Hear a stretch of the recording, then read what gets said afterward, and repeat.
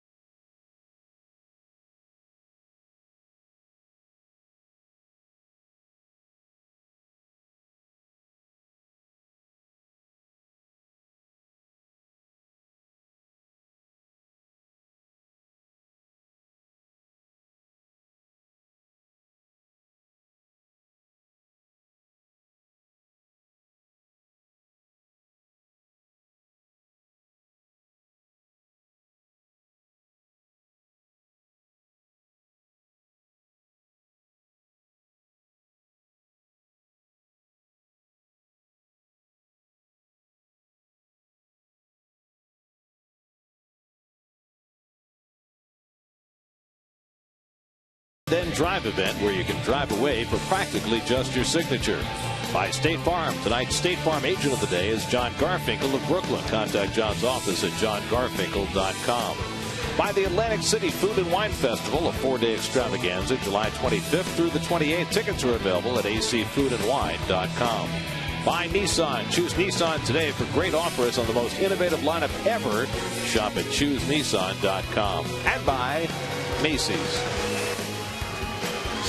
Get to Citi Field tomorrow for your Mets Collectors Cup, presented by Premio. The first 25,000 fans attending the 7:10 p.m. game against the Cardinals will receive a Mets Collectors Drinking Cup. For Mets.com, your tickets. Here's your Mets upcoming schedule, presented by the Hospital for Special Surgery. You can listen to every Mets game on Sports Radio 66 and Sports Radio 101.9 WFAN. This is the first of 3 with the Cardinals.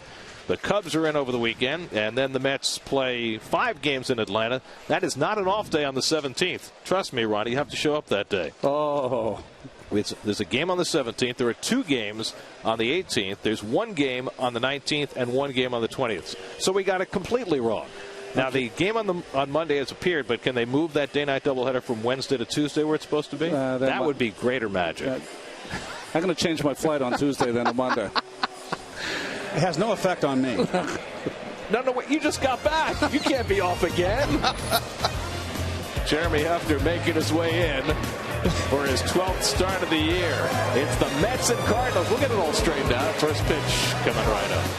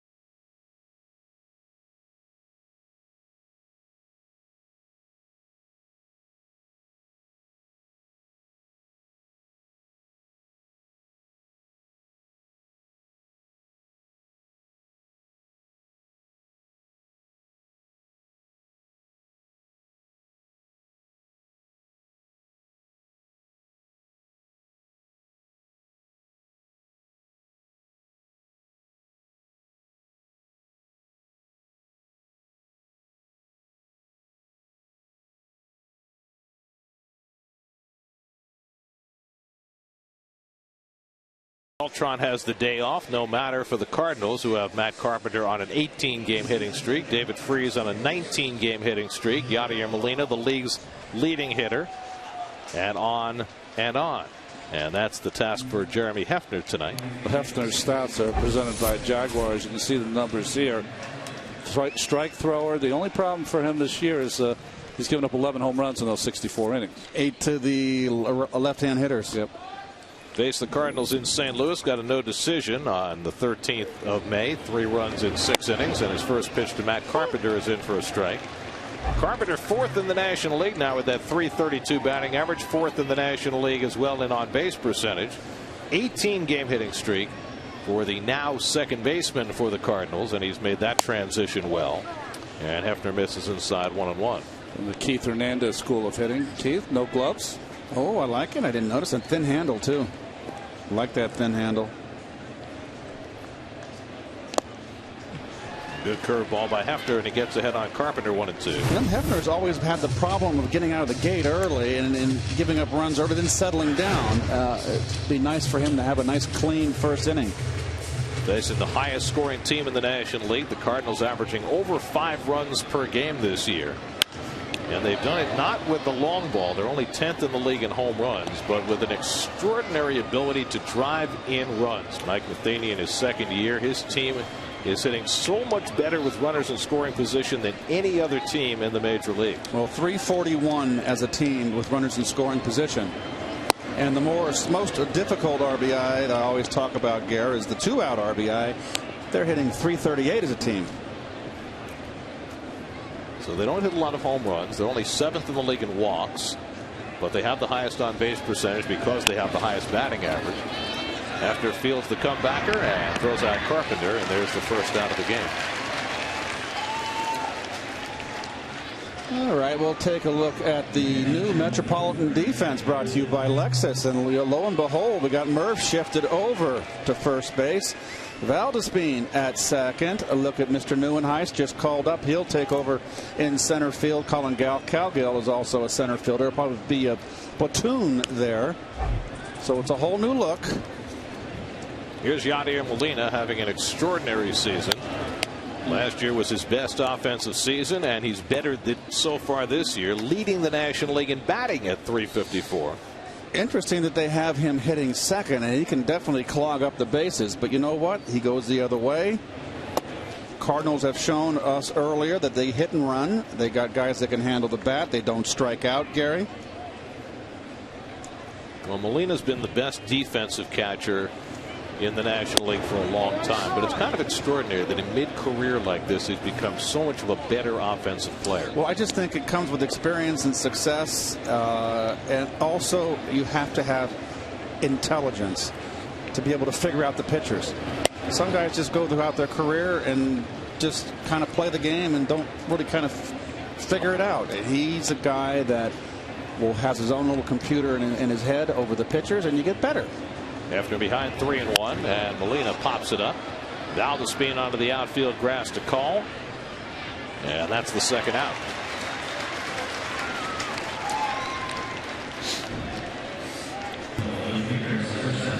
So 2 out and nobody on. Now Matt Holliday.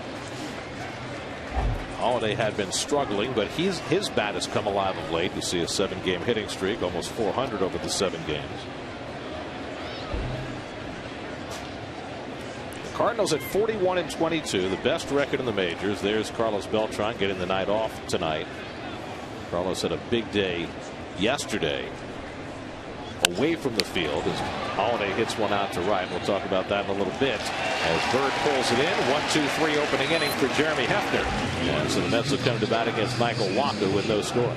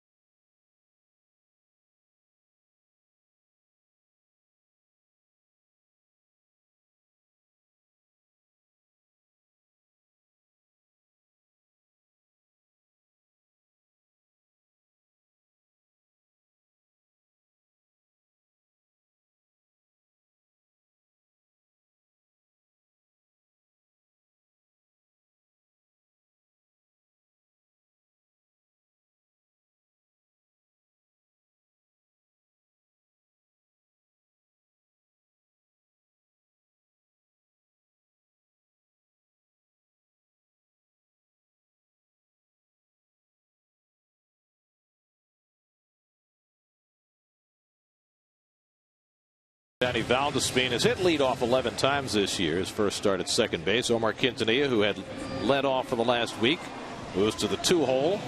Kirk Neuenhuis slots in 8th as the Mets rework their lineup as they go up against 21-year-old Michael Wacha. Well, these two games started stats presented by Toyota. Wacha's one of those guys drafted last season in the first round, 19th pick, but they say someday is going to be like a Carpenter or a Wainwright, a number 1. Valdespin leads things off. 18th game he started this year. He's had 93 at bats. You see the numbers: 226, 294 on base percentage.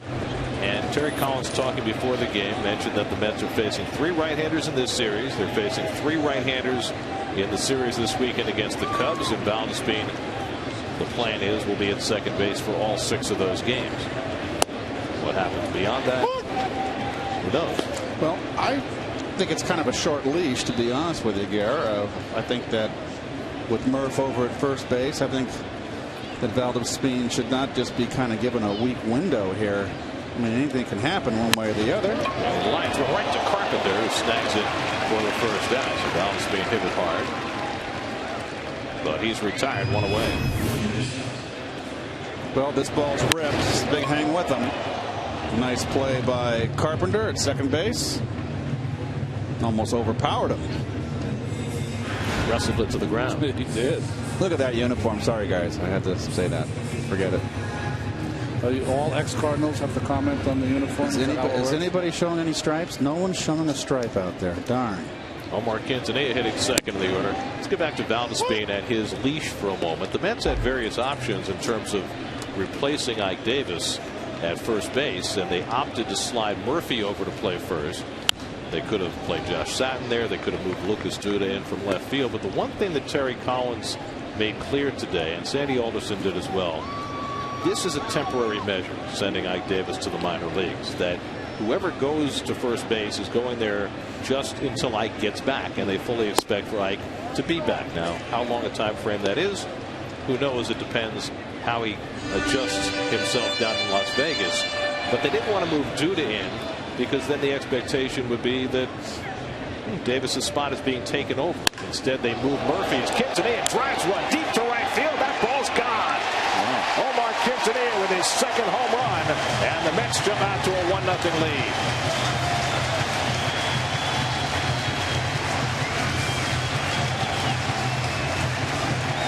Quintanilla has been hitting from the moment he got here.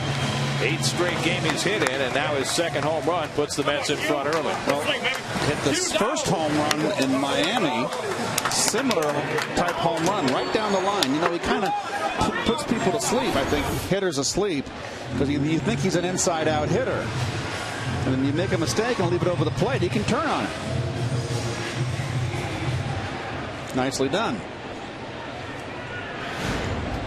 So 1-0 New York. Now David Wright. Well, that fastball just bled out over the inner half of the plate, and he turned on it, and that's a line drive right down the line.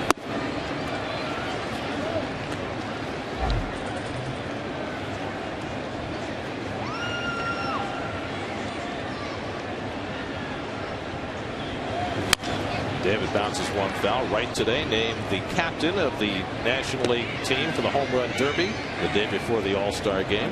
He and Robinson Cano will be their league's captains. So we'll see who David chooses for that team. Remember, Cano got in a lot of trouble last year not picking the hometown guy. Because David doesn't have that trouble. He is the hometown guy. Yeah, Billy Butler. Who'd you take? I'm trying to think National League. If he was healthy, Stanton has got to be one of the guys you want, right? Dominic Brown, the way he's going. Dominic Brown, really. Maybe Evan Gattis. Of course, he probably won't be on the All-Star team, but you can still, even if you're not on the All-Star team, you can be on the. Can you? Yeah, I think so. I mean, that would be a pretty good choice, right? Verlander wants to be in the American League. And David takes ball 4, and the Mets have a base runner behind the Quintanilla home run. And we'll take a look at the Coors Light Cardinal defense, and they took the words out of my mouth. That graphic right there. 23 errors. You wonder they excel in pitching, hitting. They're number 1 in ERA, number 1 in offense as far as runs scored and batting average. And guess what? Lead the league in fewest errors, and that's why they are at this point the best team in the National League. So here's Murphy, who is playing first base for the first time today. Started there 7 times last year, 150 times in his career, so it's certainly nothing new to him. And he takes a strike. So they pitch it, they hit it, and they catch it. Now I know that's very subjective. There's no numbers on that, but that still works, huh, for a team. What are they doing there, Ronnie? He's giving the signs to throw over, to maybe step off as a pitcher, to run the running game. So he's not calling the game. No. He's just letting the audio know if he should instruct Walker. You spend more time on this when you have a pitcher out there that's a rookie. And my question to you would be, isn't Molina an accomplished enough catcher to do that himself? Does he need Mike Matheny to call that? Right. I think that La Russa used to always run the running game himself. That's maybe something that Matheny picked up. I think he wants Molina not to think about this stuff. Think about calling the game, not worry about the running game as much. You know what would be interesting to ask Mike Matheny? If anybody called the running game for him, or if he did it himself when he was catching. Well, it's interesting that you said the conversation we had about his great influence in his career was Felipe Alou and what his advice was to him. Well, Felipe Alou said, you're running the game. So when he was in San Francisco, at least, he did take care of the running game himself. But when he was in St. Louis, La Russa did it for him. 2-1 to Murphy, with right at first, getting a very short lead. And there's strike to Murphy, 2-2. It's interesting to watch. Molina is one of the few catchers. Matheny, Gold Gloves 4 times. Yadier, when he's given the signs, will look at the runner at first for a long period of time. He'll give the signs to his pitcher. He's taking a peek at David, still looking over there, and then finding the late target. Walker misses with a changeup. That changeup has been Walker's put-away pitch. It's what got him to the major leagues. Well, he threw it we faced the Mets twice in spring in St. Lucie. We saw him. He was fabulous. Very impressive, eye-opening performances.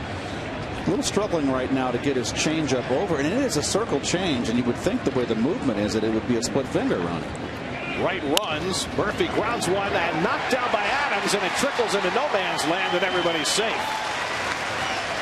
Matt Adams, with a lot of weight to move to try to get to that ball, could not field it cleanly. And the Mets have 2 men on. David on the run here. And there's a case where you've got Adams, who's not really fleet of foot, didn't get out enough, but knocks the ball down, prevents David from going to third. I always felt as a first baseman, you should be able to get into that cut into the grass. Right at that right angle, you should be able to get there. So it's an infield single for Murphy, 2 on for Lucas Duda. And he takes low and inside for ball 1. You know, Keith, you were just mentioning the fewest errors at 23. Sometimes you don't make a play, but you made a play as far as keeping it in the infield. Correct.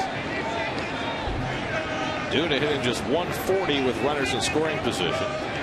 Batting here with first and second and 1 out. And he lays off the curveball, 2-0. And the curveball is really his 3rd pitch, and evidently Adam Wainwright is helping him with the curve, which is not a bad instructor. Right. There are a lot of things that remind Cardinal people of Wainwright when they look at Walker. He's about the same size. It's a little like him facially. Like Matheny said in spring training last year, he even mistook Walker for Wainwright at one point. They look that much alike. Well, they've got Walker on the ropes here a little bit here. In trouble. He hasn't been able to get his fastball over or his changeup. Behind on Duda, 3-0 with 2 men on. And they walked him, and the bases are loaded.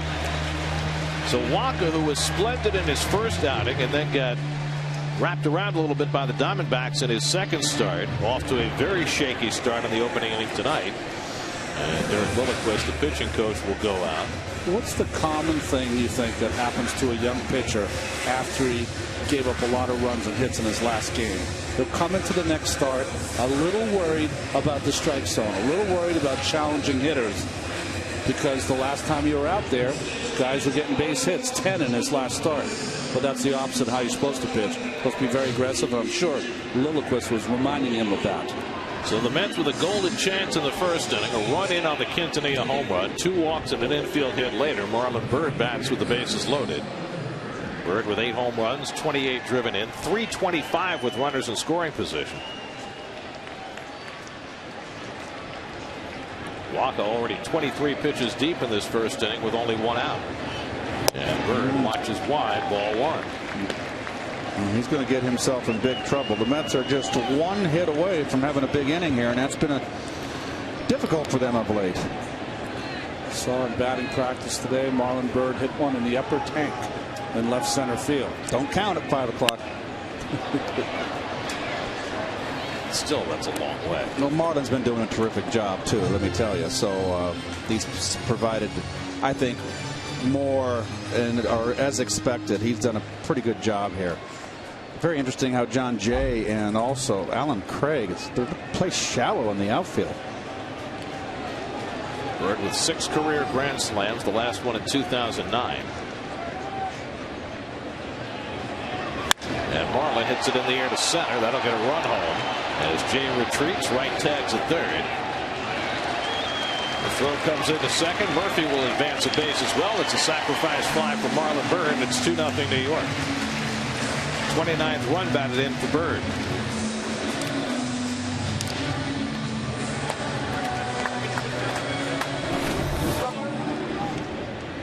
Got ahead in the count. Got to come with a fastball. It's upstairs.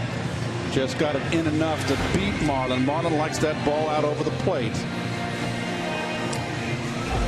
So 2 runs are in. First and third and 2 out for John Buck, hitting 7th in the order. Buck, who started out the year so hot, now since the 3rd of May, hitting just 170 through 100 at bats.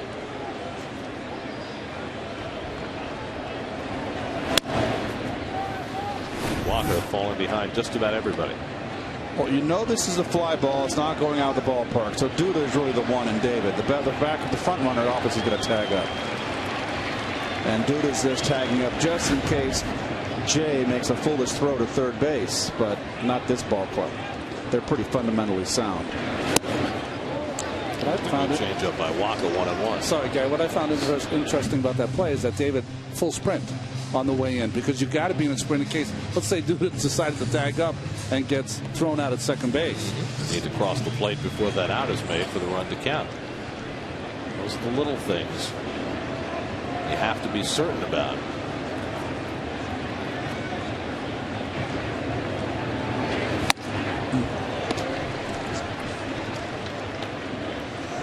John has been having trouble oh my goodness. That looks like a squid. It's 4.5 months to Halloween.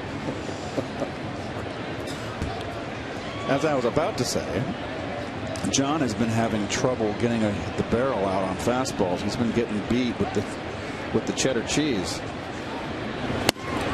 It's a milestone day for John Buck. His 1,000th career game today. And he feels as though he's played 1,000 already this year. He's been an everyday performer behind the plate. Murphy and Duda on the corners with 2 down. 30 pitches deep in the inning. Waka deals, and it's inside. He runs another full count. His 3rd in this inning already. Just the opposite of how we saw him throw in spring training. He was free and easy, aggressive in the strike zone. To me, when you watch him pitch now, he's just throwing, trying to throw as hard as he can. Kirk Neuenhuis sitting 8th in the order would be next. Duda gets set to run with Adams playing in front of him. And there's another walk, and the bases are reloaded.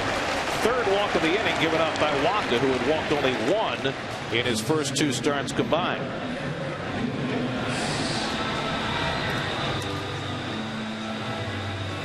So an opportunity for Neuenhuis, his first start for the Mets since the 16th of April.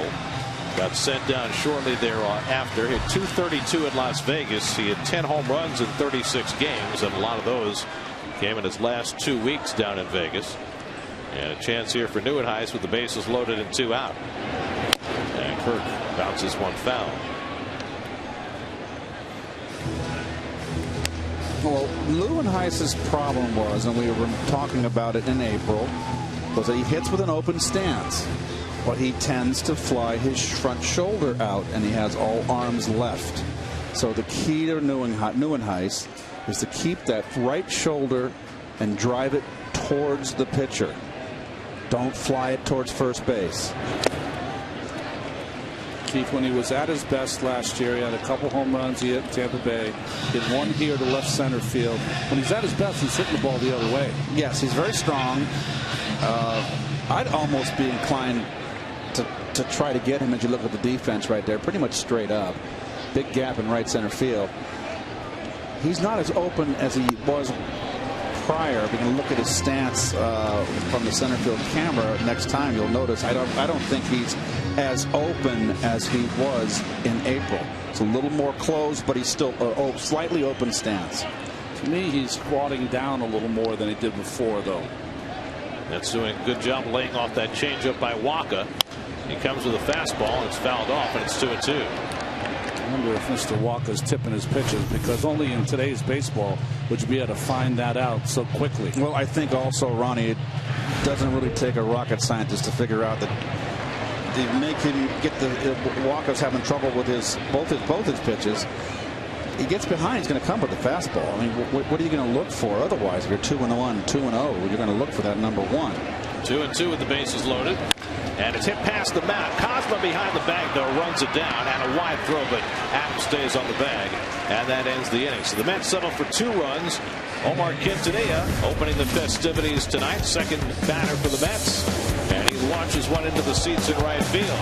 Quintanilla's second home run, and the Mets lead 2-0 after 1.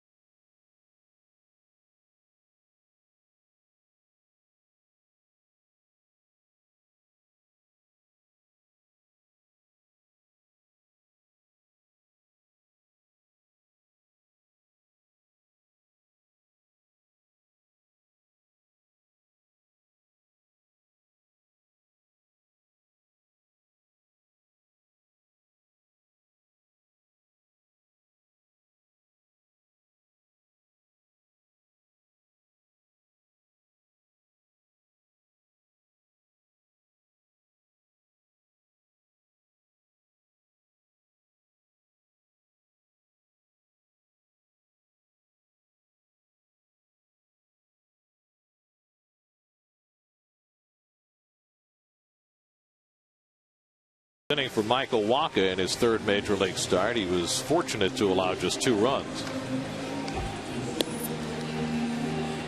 Texting. We're not allowed to text on the air. And you follow that rule on all occasions? I'm jealous. Alan Craig leads off in the 2nd inning. Jeremy Hefner, who has had trouble having his offense score runs for him and other trouble having his bullpen hold leads for him, has been staked to a quick 2-0 lead. Craig playing right field tonight. And he takes a strike from Hefner, who had a 12-pitch 1-2-3 opening inning. Well, Craig has been the cleanup hitter here, and it was either Beltran or Holiday or Craig, and Mike Matheny settled on Craig. Now, Craig's a guy that hit in the minor leagues, hit 20 home runs 3 times in the minors. Had his best year last year with 22 home runs, but only 4 home runs this year.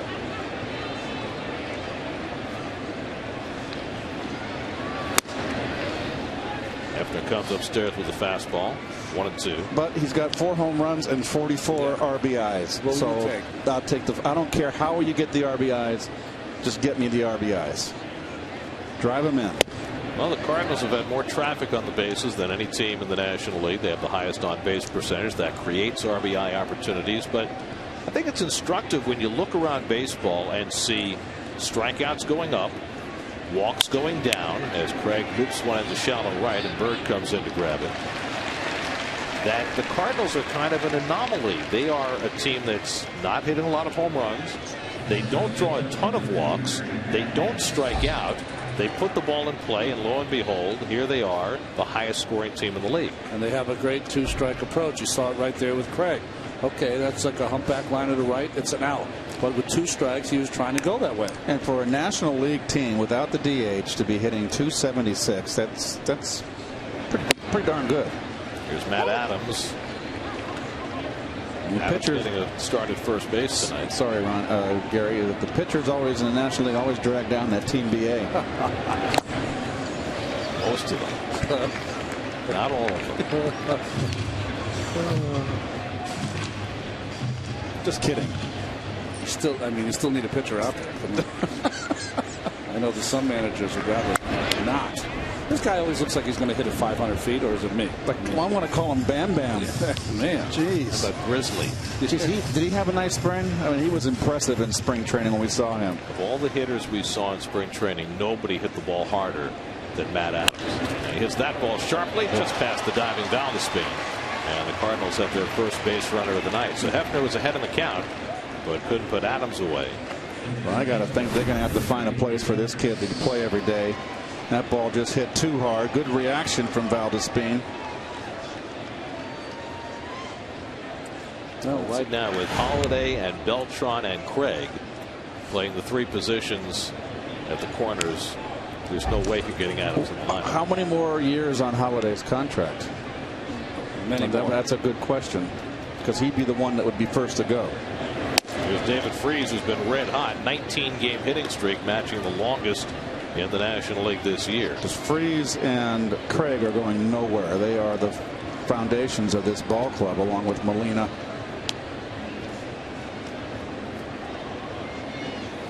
Freese was off to a rough start, but the last 3 weeks he's turned it completely around.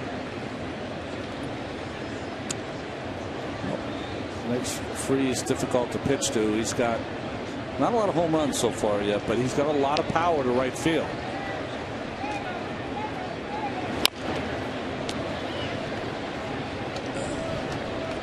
The answer to your question is Matt Holiday is signed through 2016. Oh boy, that's quite a An while. option for 2017. So you know what? There could be room for a trade, to make room for Adams. Well, think about what the Cardinals have done. I mean, they had their superstar player walk away 2 winters ago in Albert Pujols, and they have more than compensated for his absence. Well, they were brave enough to let him go too. I mean, that was a difficult decision, but just felt as though that long contract was going to tie them down where they wouldn't be able to sign a Wainwright or wouldn't be able to sign a Molina. Well, it's a gutsy trade. Either way you look at it, it all looks good now. Hindsight's 20/20. With Pujols not putting up the numbers for the Angels as he obviously did, was the best player on the planet for so long with St. Louis. But from a GM point of view, boy, you're putting your neck out on the chopping block. Well, it looks good now. 2-2 to Freese. And he breaks his bat, finds the hole, and he's got a 20-game hitting streak. Now that's when you're hot. Snaps the bat in half and rolls one through the hole. 20-game streak for Freese, the longest in the National League this year. Just out of the hanging slider, too. Hanging inside. Nice swing. Not much of a follow through, huh? He didn't have anything left to follow through with. That's true.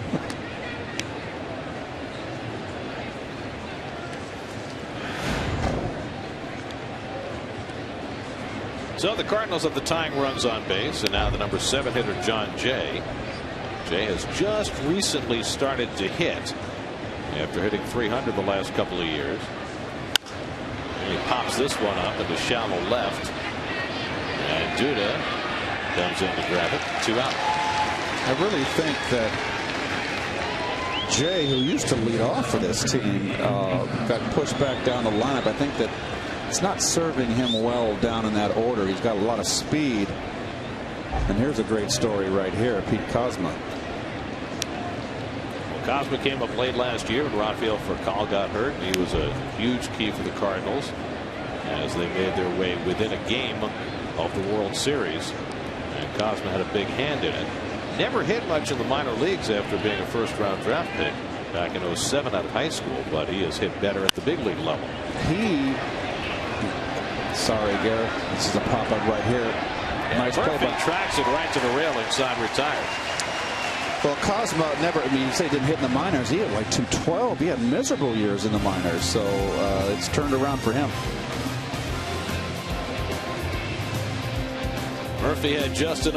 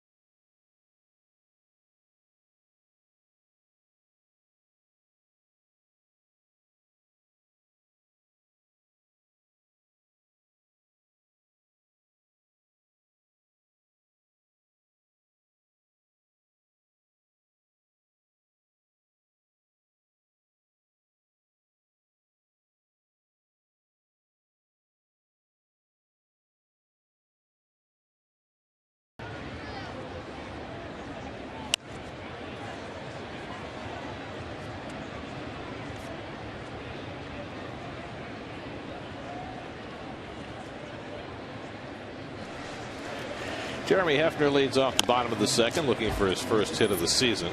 This is the same guy who homered in his second big league start, but he only has one other hit in his career. That's, you know, if you show him that home run too early, then they start pitching you tough. Pitching you like a hitter.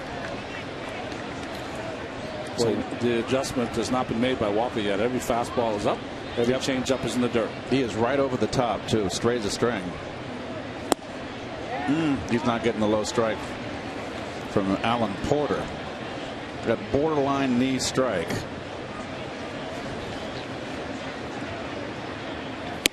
Well, there's strike 3 call. Got a generous call there for his first strikeout. Well, among other things, tonight is it's Klondike night at the ballpark, and all fans will receive an original Klondike bar when they leave the ballpark tonight.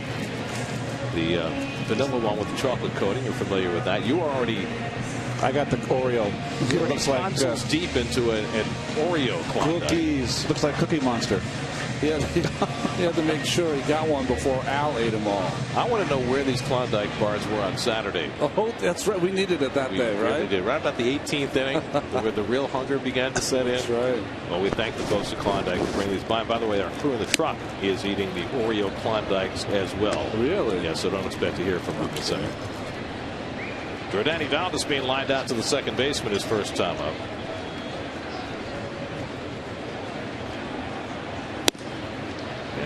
Wacha throws a fastball for a strike, and it's 1-1.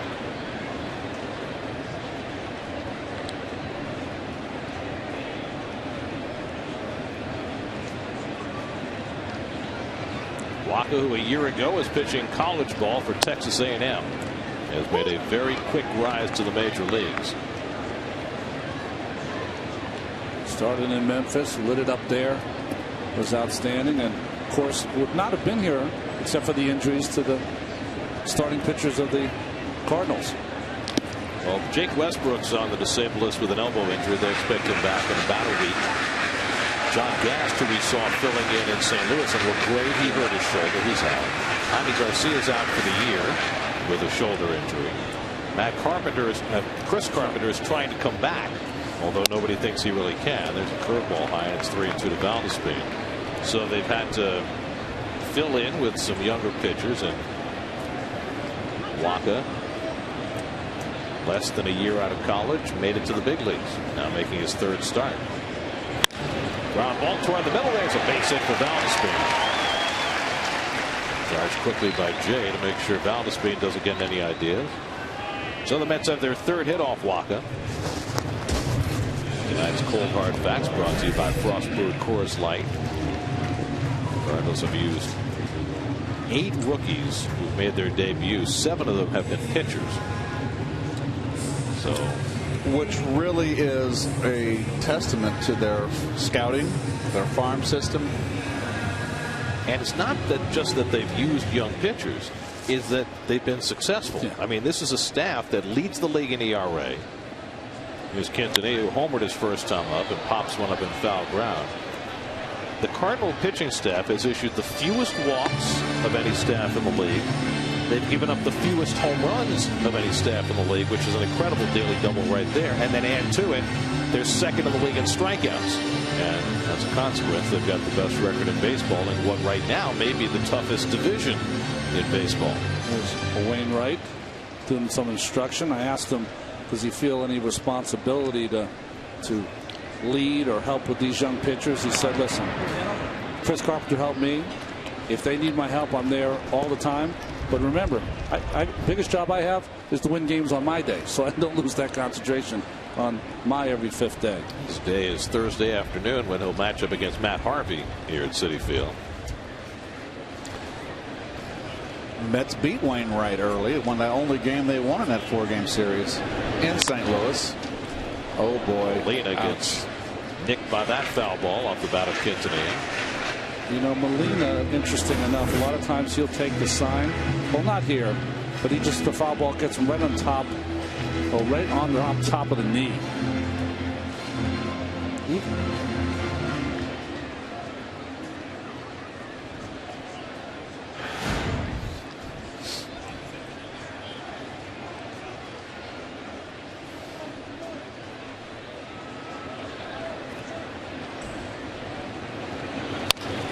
Down to first. Adams makes the out at first. The throw to second, not in time, and Valdespin arrives safely. Adams opting not to go after the lead runner, and Valdespin too much speed for him to get him at second. Well, Adams is kind of a guy without a position here, and look at the lollipop he throws, and he double clutches with he pumps with his glove. Did everything wrong after he caught the ball. But that's just inexperience at that position. So that leaves a runner in scoring position for David Wright, who walked and scored his first time up.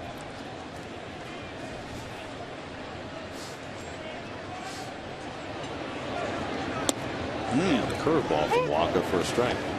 Over the top curve, Ronnie. He's right over the top. He's a 12-6 hook, straight fastball, and then that little circle change, which he likes to get to sink down. David lines it right to Carpenter, side retired. The Mets have hit some balls very hard against Wacha the first 2 innings. They've got a 2-0 lead as we head to the third.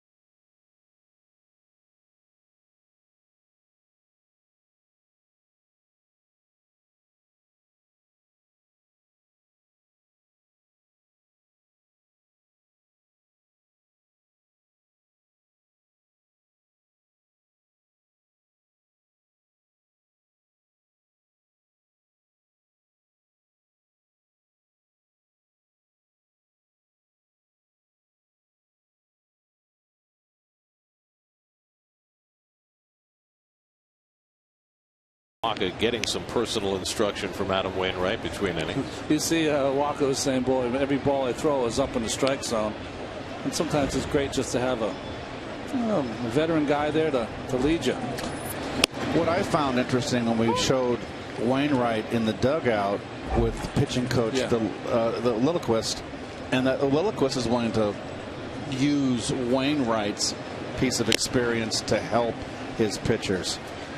Yeah, like the pitching coach will come up to you once in a while and go, you see anything out there out of normal? And you'll mention if you do. And that'll help Lilliquist. Hefner with the easy chance. Walker retired, 1 down in the 3rd, and we check in with Kevin Burkhardt. Kevin? Well, we're joined by Christy Kerr, 2-time major champion for the LPGA. You were talking to Terry Collins before, and you had a nice proclamation for him, didn't you? Yeah, I said Mets are going to get a home run in the 1st inning. You're going to have to stay around for a while after that, aren't you? I think so, yeah. What brings you out to Citi Field tonight? Well, I'm here courtesy of North Shore Hospital. They're a big sponsor of the U.S. Women's Open coming to Sabonic in a few weeks. And just going to take in a game, got to meet a couple of the players, and it's always great to come out to a game in New York. You had your bag and your clubs out there. Now I'm curious, obviously you have a caddy when you play. Do you have a caddy in real life? Like, do you have someone that gets you cereal in the morning? How far does a caddy take you? Oh, I try to leave it at the golf course. We spend a lot of time with him. It's no secret. But my caddy's name is Worth. He lives in Kentucky. How do you prepare? You know, the tournament's at the end of the month. It's over out in Southampton. How do you prepare? What things do you do leading up to the tournament? Well, I've gone out to Sabonic a bunch of times. Mike Pascucci is a good friend of mine. He owns the club, and he's kind enough to let me go out and play a bunch of times. So preparation really is about getting to know the golf course in advance. You know, how much attention do you pay to the other side? The men's U.S. Open, of course, is this week in Pennsylvania. How much attention do you pay there? Wow, a lot. You know, it's the men's majors. I think we tend to be off because of the TV. So I like to watch golf. Hopefully, I'll be able to make it out this week. As 2 down with the strikeout of Carpenter by Hefner. We're talking to Christy Kerr. You know, I noticed the pairing too, which is interesting. You've got the top 3 in the world with Woods and Rory and Adam Scott. How much does a pairing matter to you when you're going out there in those tournaments? Does that matter what you do? Is there any extra pressure with who you're paired with? Yeah, there are certain people you like to play with and certain you don't. I mean, it's just the way it goes sometimes. But you try and just focus on what you're doing and not let it bother you, but sometimes you can't help it. Also, before I let you do a great thing for breast cancer, raising money, Birdies for Breast Cancer. Just tell the fans about that. Yeah, it's a foundation I started in 2003 with a very small program where I donated $50 for every birdie.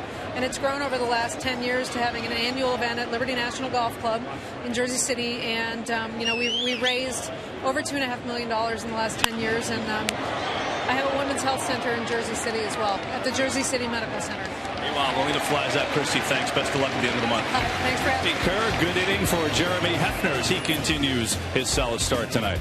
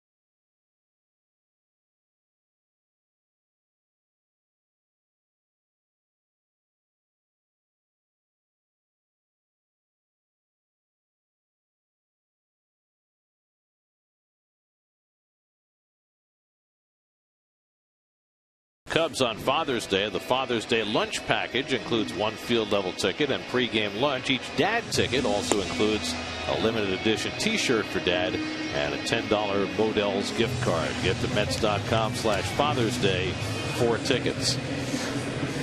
Daniel Murphy leads off the home third inning. Mets with a 2-0 lead. Murphy had an infield hit his first time up. Murphy's sliding over to play first base now with Ike Davis having been sent down to Las Vegas after weeks and weeks of speculation. And Ike is playing for Las Vegas tonight. He's batting cleanup in his first game down there.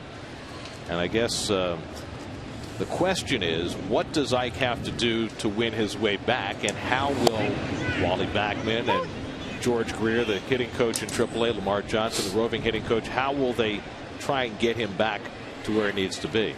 Well, I think the most important thing for Ike is that he has to get rid of that is the ground ball to second, easy out here. He has to, I think, bring his feet back together again. And it's kind of odd because Gary would brought him out last year with his great second half, and he hit 32 home runs. Remember, was he widened his stance, his feet farther apart. Well, it didn't work this year. I think he's got to go back. The most important thing is he could not cover the outside corner of the plate because he was lunging and starting too quick. But I would try to get him, while he's down there, to get 2, 3, 4 inches closer to the plate. There's no pressure on him down there. Now you got to learn a new strike zone. When you move a little bit closer to the plate, now that pitch that used to be a strike on the inside corner is going to be a ball.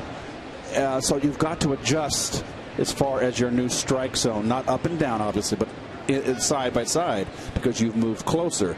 And that's something you can focus on in BP. Don't swing at that bad pitch and get used to that. Fly ball hit to right for Duda. And room for Craig on the warning track for the second out.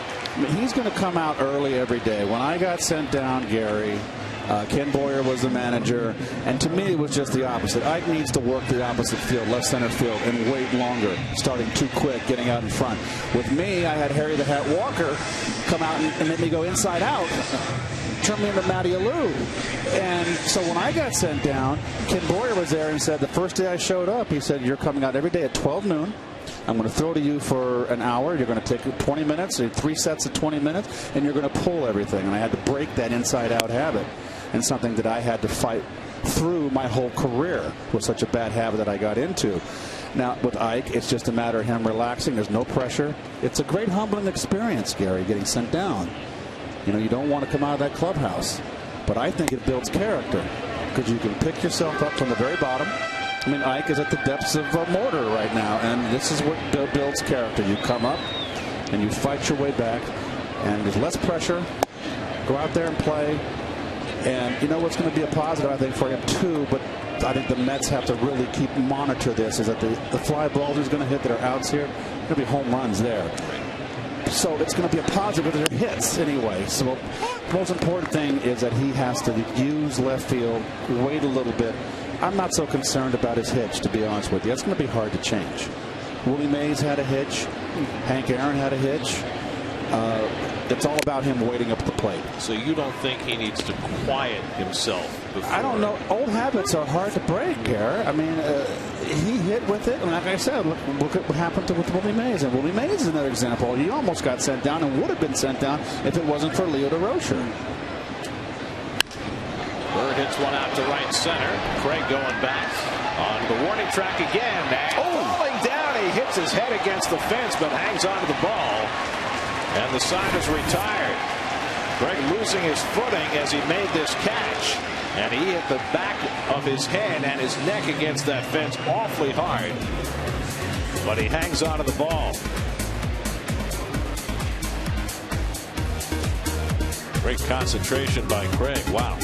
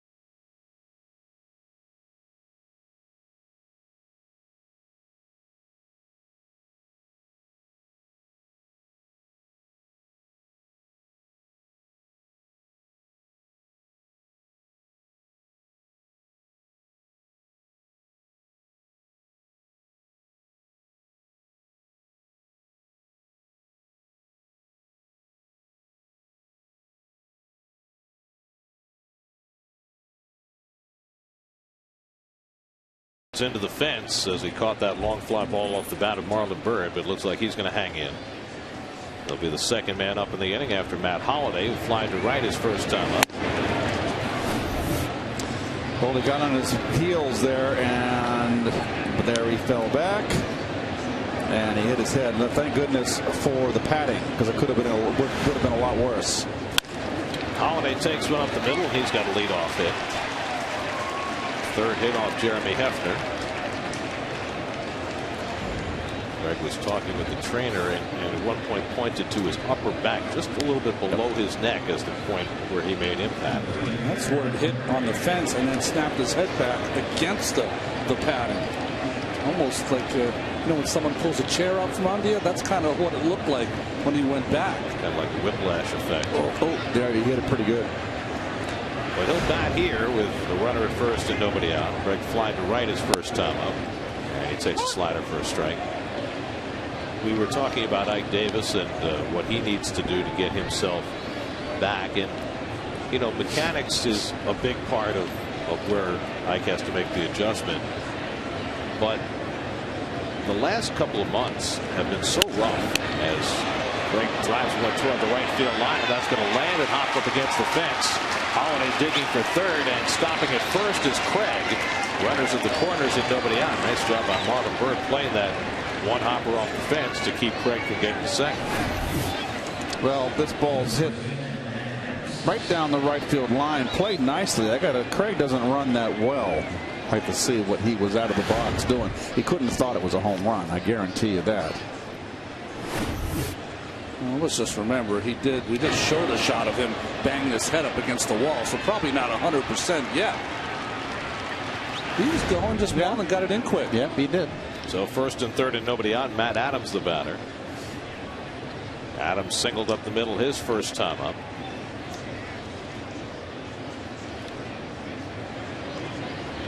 I was saying about Ike Davis, I mean, he's been so beaten down over the last couple of months, and yes, he went through it last year, but it somehow seemed a lot worse this time around in terms of both his at-bats and also the reaction to it. So the question is, whatever he does in the minor leagues, when he gets back here, there's a good changeup by Hefner. What does he need to do mentally to feel as though he can succeed at this level? I mean, it's one thing to hit in Vegas, hit some home runs, get your approach back, but to come back here where he has failed for a couple of months, what's the key in terms of his mindset to be able to succeed at this level again? You have to overcome your doubts and your insecurities, Gary, and the only way you're going to do it is to get in that box and get results and hit. I got the same way. It happened to me. I didn't know if I belonged, and I was my own worst enemy, but so no one's going to hit for you. It's just you and the pitcher. So like Lou Brock told me when I was pouting, and he said, look, don't get mad and pouting about it. He goes, get mad at the pitcher.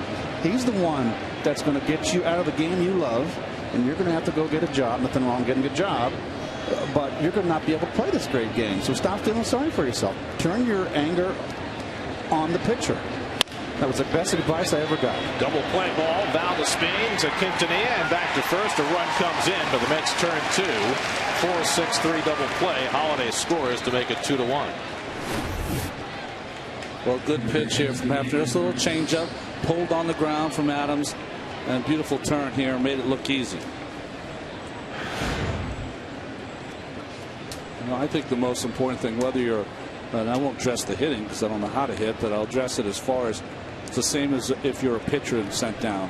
There are 3 or 4 things that you want to figure out what you have to do, ground ball to short, so that when you do come to the big leagues, it's very, very simple. You can always go back to those little 3 things that'll get you set straight when you're in a slump. Hefner limits the damage to just 1 run. Mets lead 2-1 as we go to the bottom of the 4th.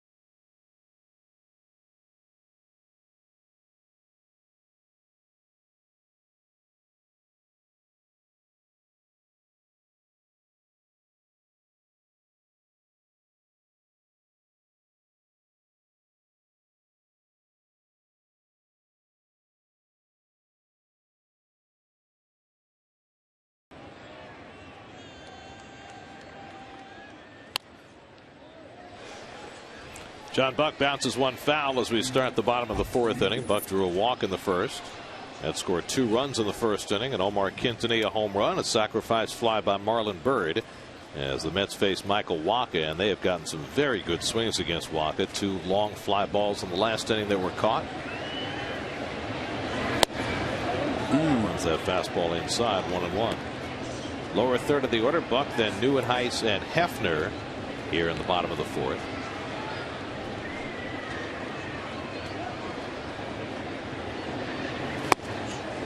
There's the changeup by Wacha. 1-2. That's really the first real good one we've seen. That's the one we saw in spring training. The bottom just drops out.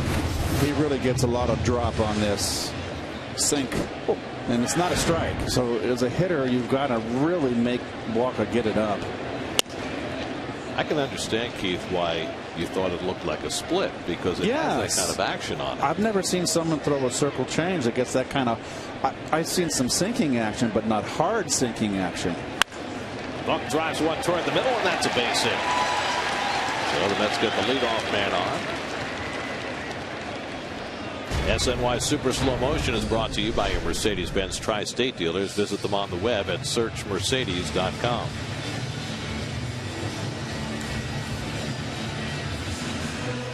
So Buck with a leadoff single, and now Neuenhuis, who batted with the bases loaded in the first inning, hit one that looked like it might be destined for the middle, but Cosma was shading him over that way and was able to field it and throw him out.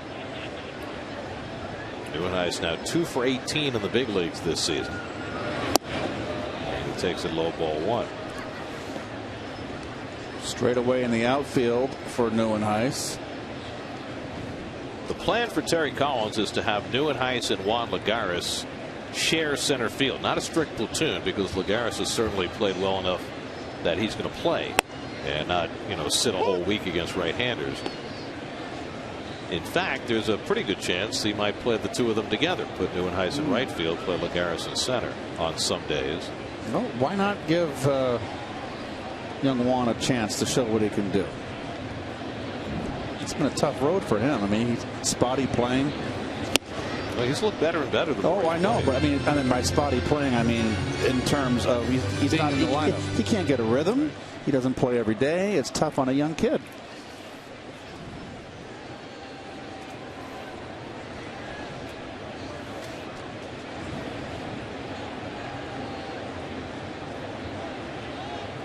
Buck at first, 1-2 to Neuenhuis, and he fouls it away.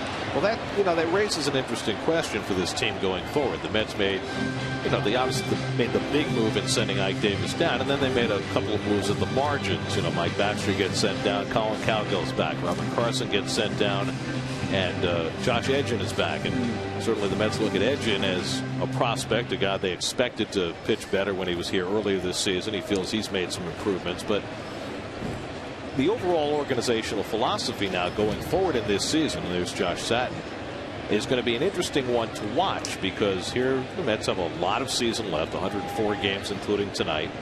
And the question is, do you look at this season as one where you need to maximize victories out of this year, or one where you're going to play the kids as much as possible? Cosma turns the double play, 4-6-3, 2 out and nobody on. I mean, here you've got Neuenhuis, who you'd like to see if he can succeed at this level. Same thing with Lagares. And do you play them both every day, or do you play Marlon Byrd in right field, as is the case tonight? It's a difficult call at this point in the season, you would think. I think it's been a difficult call all season long, because the Mets have had to bring up players like Andrew Brown, Colin Cowgill when he was the starting center fielder day one, then didn't get a lot of bats after that. So I think that if there's been a theme, it's a theme that a lot of the outfielders that have been playing center and right field, dude is in there every single day and left, are all guys that can mix and match. There's no clear guy that you say to yourself, boy, he's got to play every day. He's our guy. I would think that moving forward, I think the most important thing for the Mets, and he's talked about 104 games, including tonight, the key really is to make sure you start to identify by the end of the year who can play and who can't. And we'll talk more about that when we come back. We go to the 5th inning. Mets 2, Cardinals 1.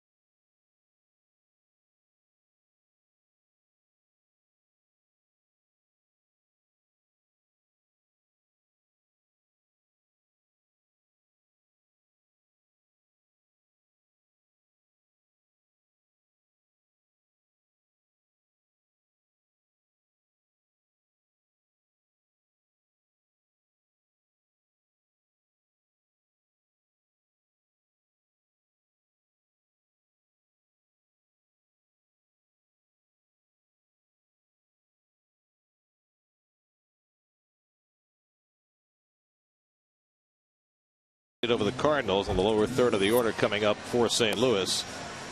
We were talking about the approach of the organization going forward this year, and I was very interested to hear Sandy Alderson's comments during his radio conversation on WFAN yesterday. I thought Sandy sounded frustrated, as most Met fans are at this point in the season, with what they've seen. I think that he made some very interesting comments about some of his younger players when he described Ike Davis as a core player, but declined to hang that tag on Lucas Duda or Ruben Tejada when asked about that. He was talking about the lack of depth in the minor league organization at the upper levels. And I think it really raises some interesting questions about where this organization is right now, what their plans are going forward, and what public face they're going to put on it as they try and move toward better days. I think Sandy and his crew have been here for 3 years now, and certainly they've made it clear from the start that they are trying to get this organization to a point where they can be a consistent winner, and they're doing that primarily through the farm system. That's the way that any successful organization, and look at the Cardinals as the best example, builds. But you know, that takes a long time, and I give them an enormous amount of credit for staying that course, and I mean it in this context. This year, just the other day, for the third straight year, the Mets took a high school position player with their first pick in the draft, which tells you they're not looking for quick fixes. They're looking for long-term solutions. Grounded down to first base and knocked down by Murphy, but he recovers and then throws high, and safe at first is Jay. So Murphy 2 cracks at it, but commits the throwing error that enables Jay to reach. Well, a little bit of inexperience here on Murph. Really is a man without a position. If he fields it cleanly, it's an easy play. He kind of rushed the throw, and that's inexperience because he hasn't played. The first baseman that's experienced realizes he has more time, because when you knock the ball down like this and it's right in front of you, you have more time. Murph just rushed it. So a leadoff base runner for the Cardinals as Pete Cosmic comes up. So I don't think it's any secret that that has been the long-term goal of this organization. Build the farm system and work from the bottom up. I think where you run into trouble as an organization is when you then say, at the same time, we think we can compete as we rebuild. And I wonder whether, as an organization, the Mets would be better off saying to their fans, look, we are rebuilding. That's a word that they have not used. We are looking long-term. We are trying to build a long-term winner for this franchise. Watch with us as we try to identify the young players who will be part of that success down the road. And instead of saying that we're going to compete short-term, say we'll win as many as we can, but we're building for the future. We're building a long-term future. And, you know, you look at the depth of pitching in the Mets farm system. You look at what's starting to bubble up at the bottom of the system in terms of position players as they brought those high school players in the draft. That ball's hit over the bag, and a fair ball for Cosma. That'll go down into the corner. Going to third is Jay. He'll be held up there, and it's a double for Cosma. Second and third and nobody out.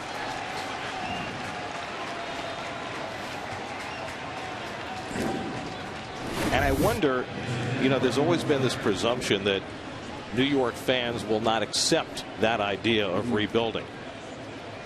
But given the state of Met fans right now, a lot of whom are very unhappy, as you know, Sandy Alderson I think understands. Yeah. I wonder whether that kind of approach would be more productive. Well, you know, I think that when you look at here's the last 7 seasons, when you take that approach, I'm a big believer in, you know, your complete honesty is better than anything else. But I will say that coming into the season, and you guys might disagree with me on this. Now, I didn't see it was going to be very difficult to compete with Washington. I didn't know Atlanta was going to get off to such a quick start, or Upton was going to be the best player in the National League. But before the season, you had to look at Tejada and say to yourself, he's better than a 200 hitter. You had to look at Ike Davis at first base and say he's better than 4 home runs and 15 RBI at this point. you had to think that Lucas would have more RBIs. So when you look around at your position players, whether they're core players or not, you had to think they would do better. This will get the tying run in as Jay scores. Walker's thrown out, and the Cardinals tie the game at 2. And over to third goes Cosma. Well, you know what I'm saying? When you looked at the team before the season started, you had to say, hey, listen, it made a lot of changes in the bullpen. Those guys have to be better than they've been. Parnell's been great. The starting pitching, I think, has been pretty solid all season long, and Harvey has been just the great story. But the outfield before the season, you were worried about it, and it's proved to be worthy of being worried about it. Well, Gary, I think what you're touched on, and I agree with you 100%, is, it's much like the politics of our country. I think people think they're smarter than the average bear and don't really feel that the country as a whole can figure it out. It's common sense. I just think if you tell the truth and say we're in a rebuilding mode and it's not going to happen overnight, bear with us. I agree 100%. You don't build up false expectations. So I think what the kind of put a bow on what I was trying to say is that when you look at the team before the season starts, you never know what's going to happen. But you have to look at some of your players and say, boy, they can't be that bad. So I think that you talked about disappointed Met fan, Gary. I think you got to be disappointed when you're in the front office and looking at the team that's been assembled and the players have underperformed. Now, again, if you go back to the notion that the object of this year, and I don't know what's going to happen next year, but the object of this season is to identify the players who can help you going forward. The question is, how quickly do you make judgments? I mean, you see it with young players all the time. Sometimes it takes a couple of years for the light to go on. I think what's been troubling this year has been the regression of some of the young players, because you hope that Duda would take a step forward. You hope that Tejada could replicate what he did last year. Neither one of those things happened. And then Davis got off to the horrible start for the second straight year. So at what point do you say, well, maybe these aren't those guys? Well, I think patience is a very important thing to do. Last year, I'm sure there were a lot of Philadelphia Philly fans wanting to run Dominic Brown out of the outfield. Look what he's doing this year.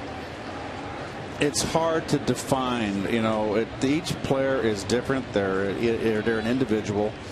I do feel this. I would have sent, and I said it on the broadcast before, that once Ike's defense started to be affected by his slump, then it's one call into the manager's room, which he did get talked to by Terry. Carpenter pops it up, right, hoping for a play over near the dugout, but it'll run out of room. If it continued, I would have sent him out a month ago, and it would have affected his defense. And the same goes for Tejada. There's no excuse for cold weather. The errors that he made, he is not an everyday player that's been in 5 years in the big leagues, has a track record. You've got to go out there, and Terry called him in and said, you're going to be doing this and playing like this in the cold weather. Everybody's got to play in it. You're going to be doing it in Las Vegas. And I'm saying that maybe you want to send a message that this is not the yellow brick road for you guys. Which I think is what they've now done by sending Davis down, and certainly they were on the verge of sending Tejada down before he got hurt. That could have happened as well.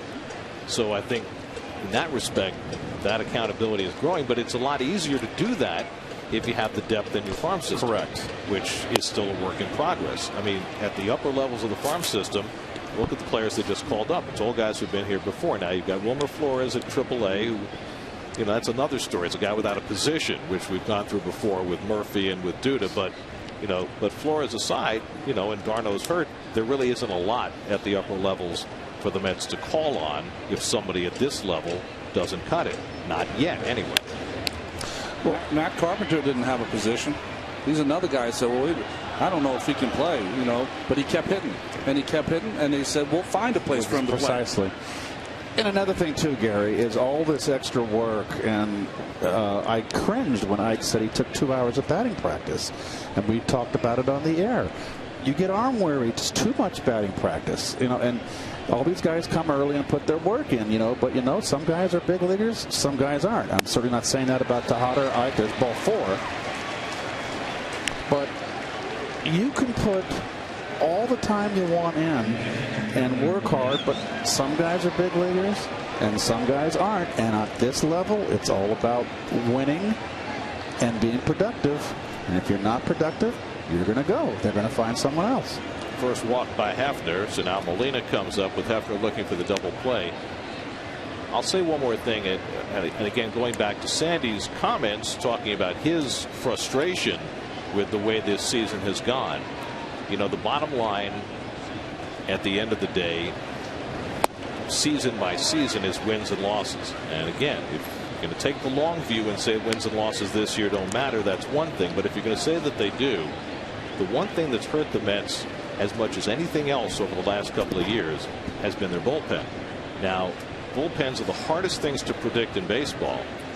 That one's hit down to third. Wright has to reach for it a second time. Throws out Molina, and the lead run scores. Well, that ball came up on David. He couldn't handle it cleanly. No chance for the double play that would have ended the inning. Instead, Cosma comes home with the lead run, and the Cardinals are up 3-2. Well, he did everything right, Gary, staying in front. He just didn't get the glove on. He used two hands, and these are the things that go wrong when a team is really playing poorly. Everything, when you make these, don't execute a tailor-made double play, it costs you a run. So 2 runs home here in the 5th. The Cardinals are in front for the first time, 3-2. Carpenter at second and 2 out.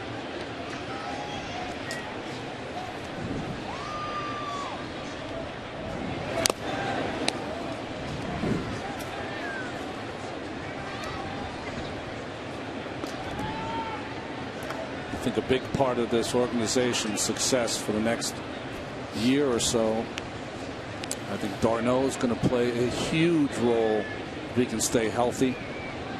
Wheeler, of course, is the most closely identified in that Beltran trade.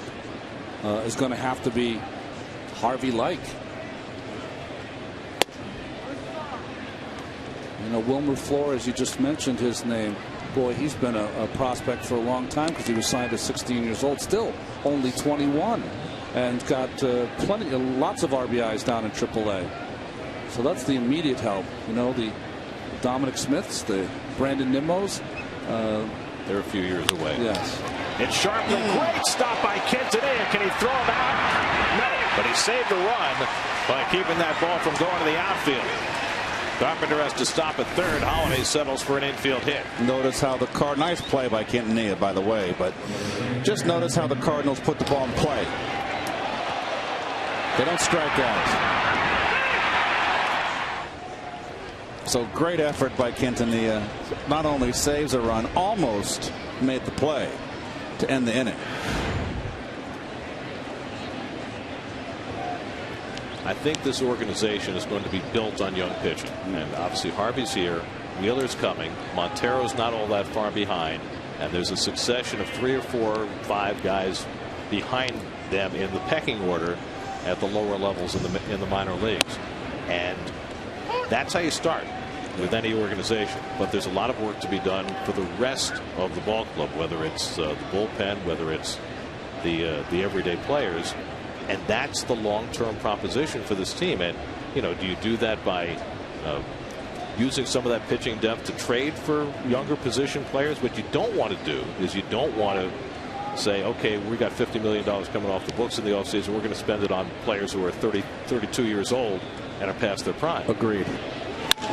Long drive, deep left center off the bat of Craig. Looking up his Duda, and it's out of here. Well, Craig's neck is feeling just fine. A 3-run homer. And the Cardinals lead at 6-2. 5th home run of the year for Craig, who now has 47 runs batted in. After crashing into the fence earlier, Craig crashes one out of the ballpark. And the Cardinals have themselves a 5-run inning.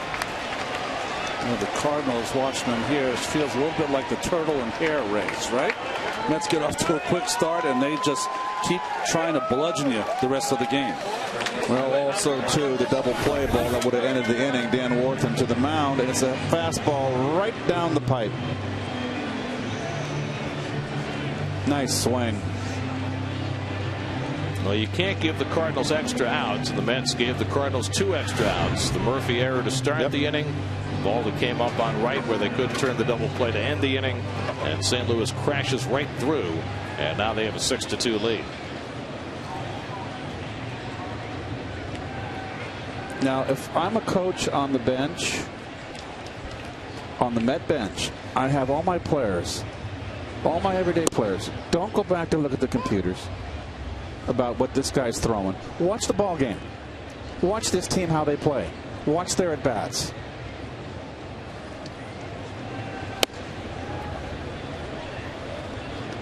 This is, we talked about, this team doesn't strike out, but they bear down, they attack the hitter, the pitcher, excuse me. They're not looking to have 3-1 counts. If they get a pitch to hit 1-0 or the first pitch, Ronnie, you said it what Miguel Cabrera said. Well, Miguel Cabrera was quoted. They asked him about his approach. He said, you know what, I go up to the plate to hit. So when I'm up there, if the first pitch is the best pitch, I might get the whole at bat, I'm going to hit it.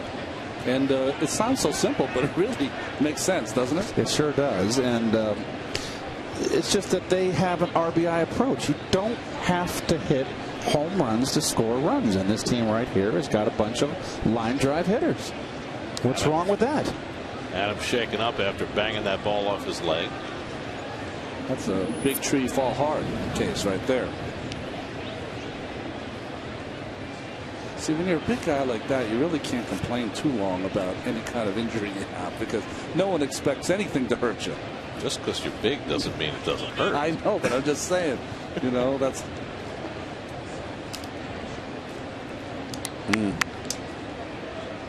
So, Gary, am I correct in saying that 4 of these 5 runs are unearned? I think they're all unearned. All? Jay reached on there. That would have been the first out. Cosma doubled. Walker grounded out. That's the second out. Walked to Carpenter. Molina grounded out. You're right. They're all unearned. Yep. All unearned.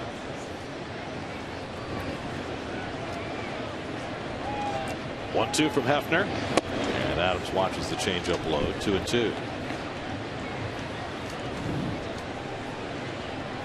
David Freese, who extended his hitting streak to 20 games his first time up on deck.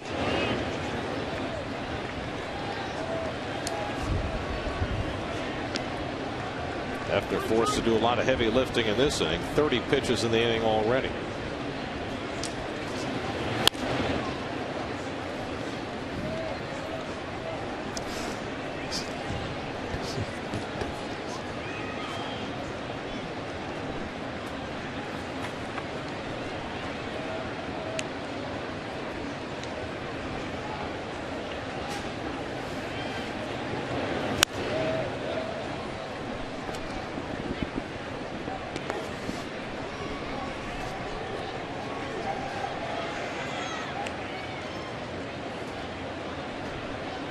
This will be the 9th pitch of the at-bat to Adams. Down the spin, gives ground to Grevitt. And the side retired, but 8 men came to bat. 5 of them scored, all of them unearned against Jeremy Hefner. Alan Craig, the big blow, a 3-run bomb, his 5th home run of the year. Halfway through at Citi Field, 6-2 St. Louis.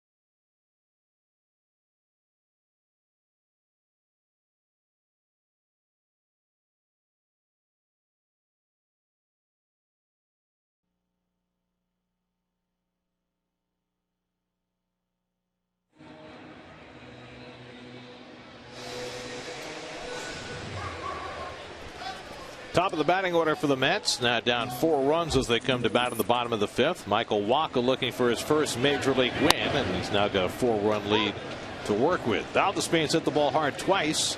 Lined out to the second baseman, singled up the middle, 1 for 2. It'll be Valdespin, then Quintanilla and Wright in the home 5th inning. Terry Collins was asked today why Valdespin 1 and Quintanilla 2. He hit them the other way around in the Mets' last game on Sunday. He said Valdespin's ability to get a bunt down for a base hit and his ability to steal a base make him a better choice for right now to be the leadoff hitter. And I also think that Quintanilla handles the bat.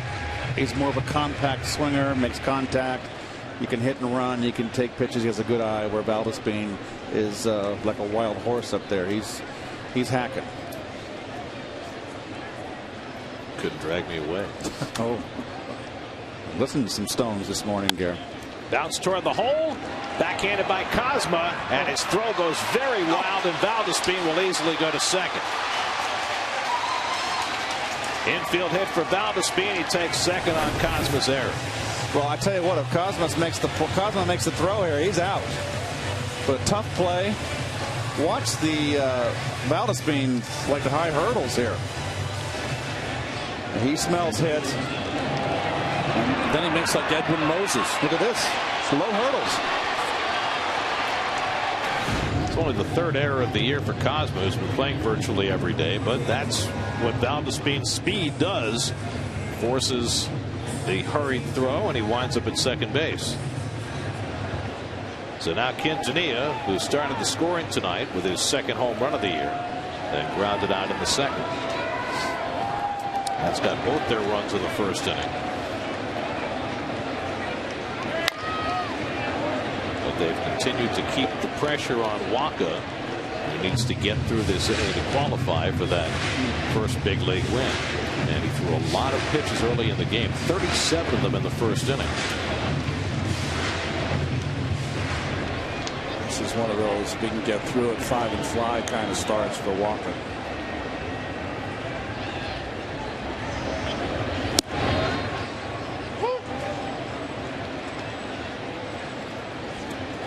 Quintanilla was thinking about laying one down. He was taking the pitch, but now he finds himself in an 0-2 hole.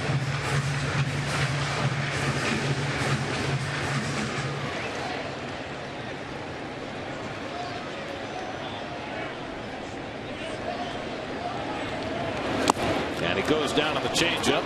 Molina can't tag him, so he makes the toss. 3rd strikeout for Michael Wacha.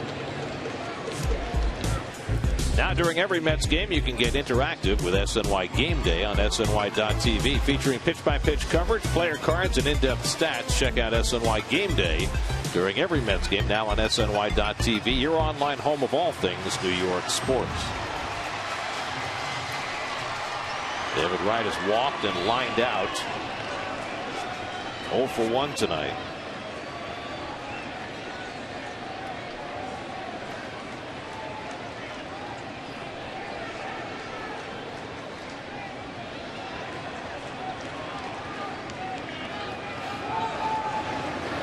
Now, when you're captain of the home run derby team, do you really get to pick the whole team yourself, or do you have to share that responsibility? I would think that Major League Baseball would have some interest in your picks and might make some suggestions.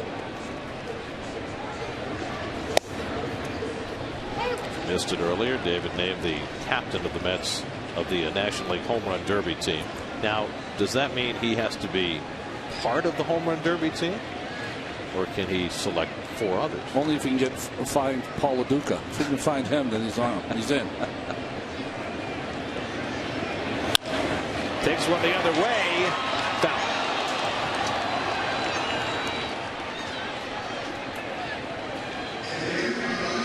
Fifth inning recap presented by ESPN New York Radio 98.7 FM. Mets got 2 in the first. The first one on Omar Quintanilla's home run.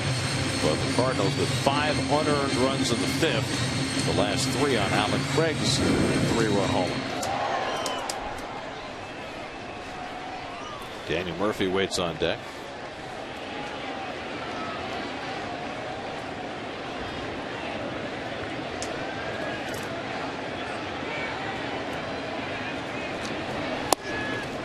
David has to move his feet. 1-2. Oh, notice how David drove that ball the other way, and Molina called inside.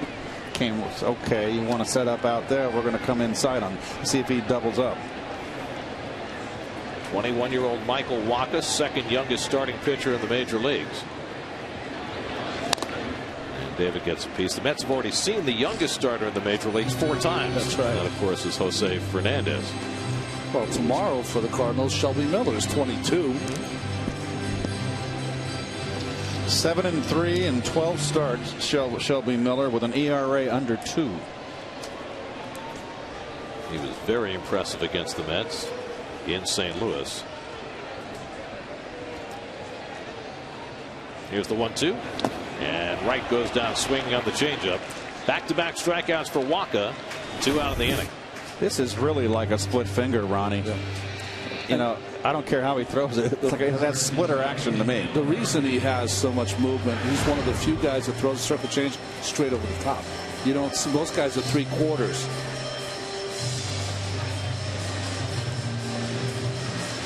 So 2 out for Murphy, who had an infield hit in the first, grounded out in the third, 1 for 2.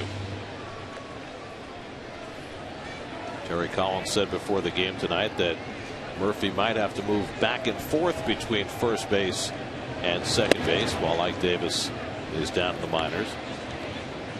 Which, you know, it's a little bit of a shame because Murph has worked so hard at playing second base.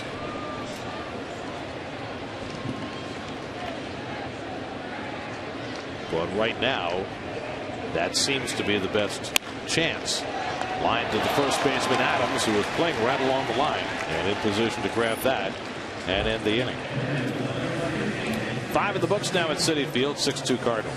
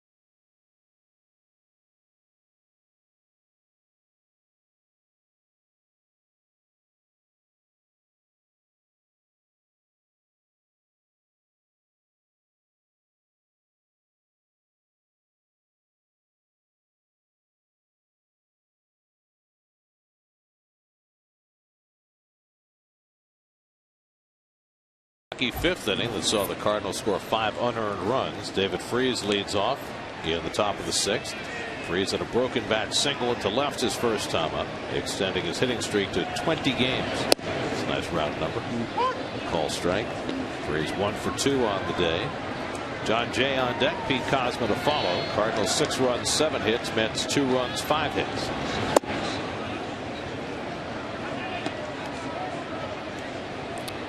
In just a few moments, we're going to bring you an interview that Daily News writer and SNY contributor Andy Martino did with Ike Davis in Las Vegas this afternoon, as Ike gets ready to play his first game as a Las Vegas 51. Here's the 1-2. Stroke to the right side. Freeze has another base hit. Here's Andy Martino earlier today with Ike Davis. Ike, first of all, just are you on board with this decision, and do you agree with the organization that this is something that could help you get your swing back? Well, I mean, it doesn't really matter how I think about it. It's what the organization wants to do. So, you know, I have to become a better baseball player and get back to where I was. And if that's what they, think is going to help me, then, I don't really have a choice in that, and I'm going to do exactly what they say. So, I obviously don't want to be in the minor leagues because, I think I'm a pretty good baseball player. So, but obviously I put myself in this situation and I have no one to blame but myself. So this has been a crazy couple of days for you. Just how are you doing mentally, emotionally? How are you holding up? I'm better. It was the first night was tough. I didn't feel really good, but that's what it's like when you get sent down or fired or whatever happens when you told they don't want you anymore. But I'm doing better now, and I'm looking forward to getting better and playing some baseball. And just from a technical swing standpoint, what are you working on when you're down here? Just getting using my hands and getting a lot more fluid and being able to drive the ball and like I used to. I really want to just work on using my hands and because I got into some little funk where my hands weren't working like they should. So hopefully here in the next couple days or week I can get back to what I used to do. And when they sent you down, did they give you any kind of timetable of when you might return? No, they didn't say anything about a timetable. Just go down there and play better, and if I play better, then I'll have a chance to get called back up. Okay, thank you, Ike. Thanks. Andy Martino with Ike Davis. But Wally Backman said something interesting in one of the quotes I read this morning. He said, just because he gets 15 hits in a week doesn't mean that he's going back right away. It's got to be a level of consistency where we can count on him to go back up to the big leagues and keep it going. Keith Butler up in the bullpen for St. Louis as John Jay bats. 2-2 to Jay. Well, it's just I can just relive my past seeing that interview. Now, they didn't have cameras that came down. There's Mr. Burke up there in the bullpen. They didn't send a camera down to Tulsa, Oklahoma to interview me back in 1974 75 when I got sent down. But I can certainly put myself in Ike's skin. But you know what? It'll pass. And you'll go out there and play, and you'll work your way to get back to the big leagues.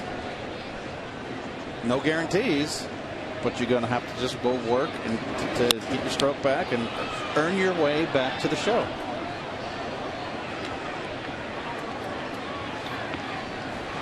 Well, they're expecting him back. I mean, the intention of sending him down is to make him better so that he can be the player that we've seen him be.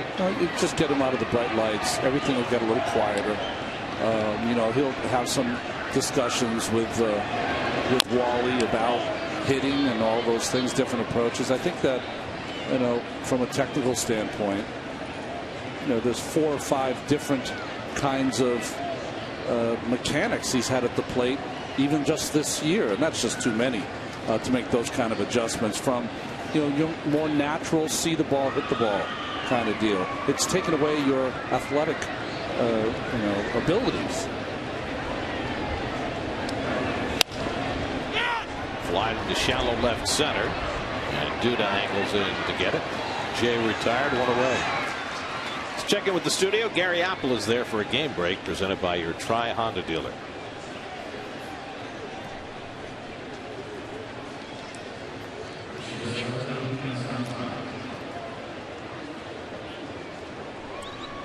You want to know why Mike Trout's playing left? That's why. Well, he's probably one of the fastest guys in baseball, Peter Borgos.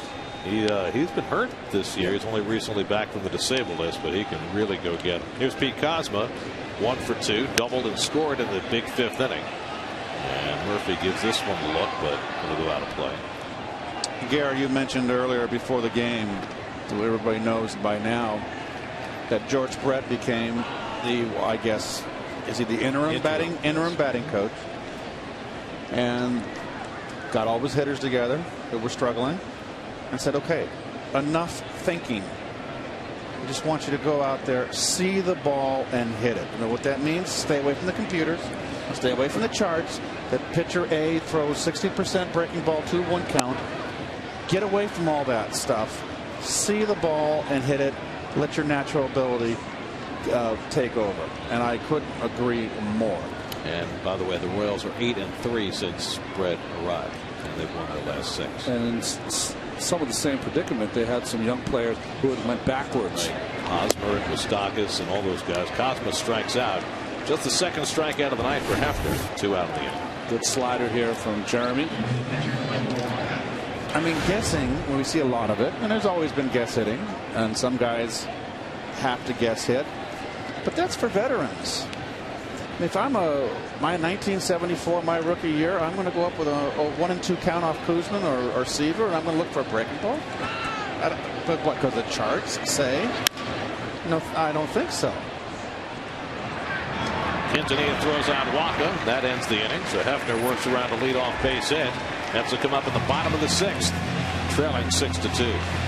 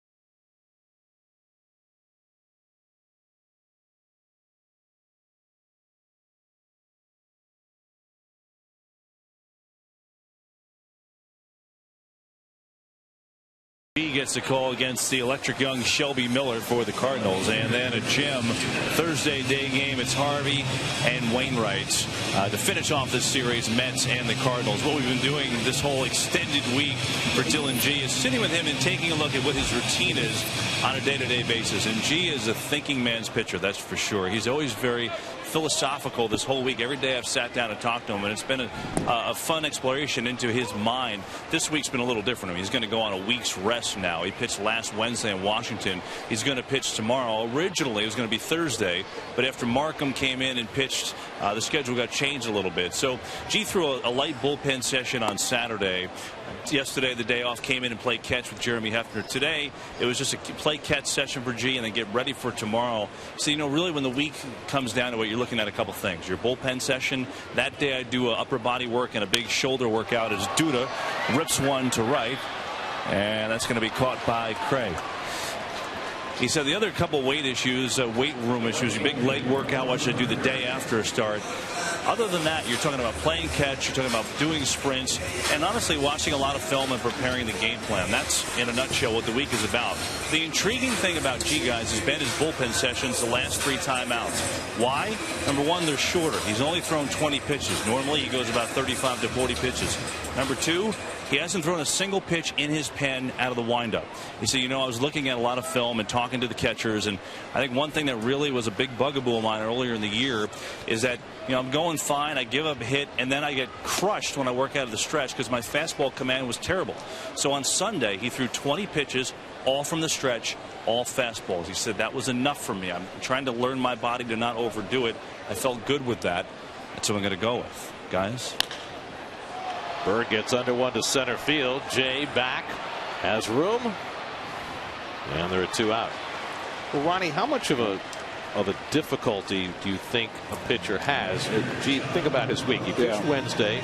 He was supposed to then pitch Tuesday. He got pushed back to Thursday, and now he's going to be pitching Wednesday, and he's had to make the adjustments to his schedule based on that. Well, that's not the best way to have it, certainly.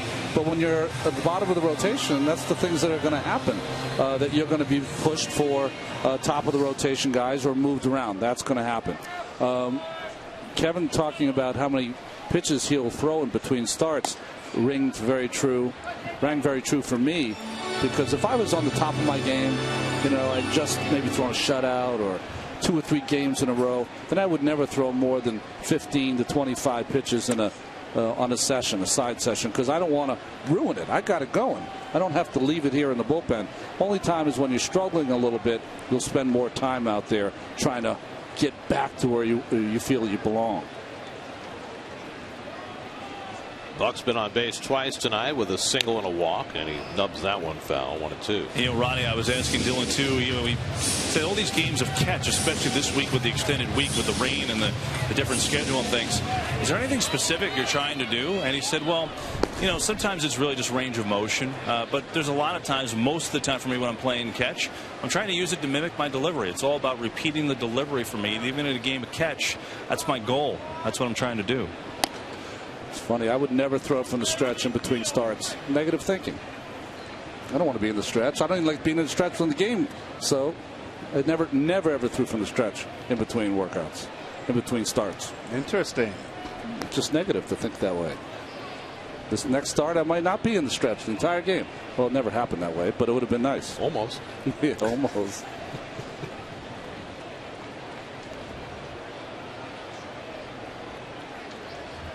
Two and two to Buck with 2 out and nobody on, and John hits one in the air to left center, and back in the gap goes Jay again. Mets hitting a lot of long fly balls to no avail tonight. 3 fly ball outs in the inning for Waka. He's through 6, looking for his first big league win and working with a 4-run lead.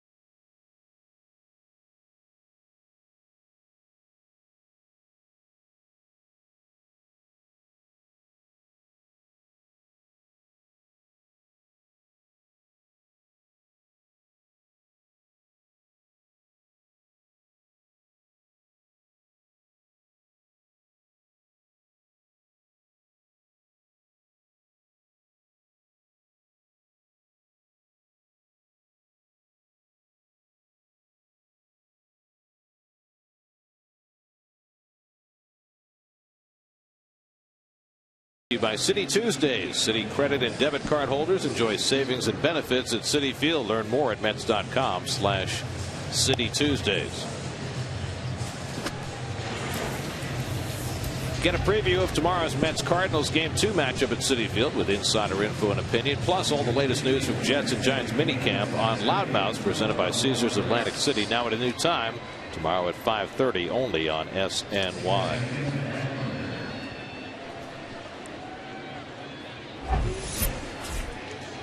Greg Burke comes on to pitch for the Mets as we go to the 7th.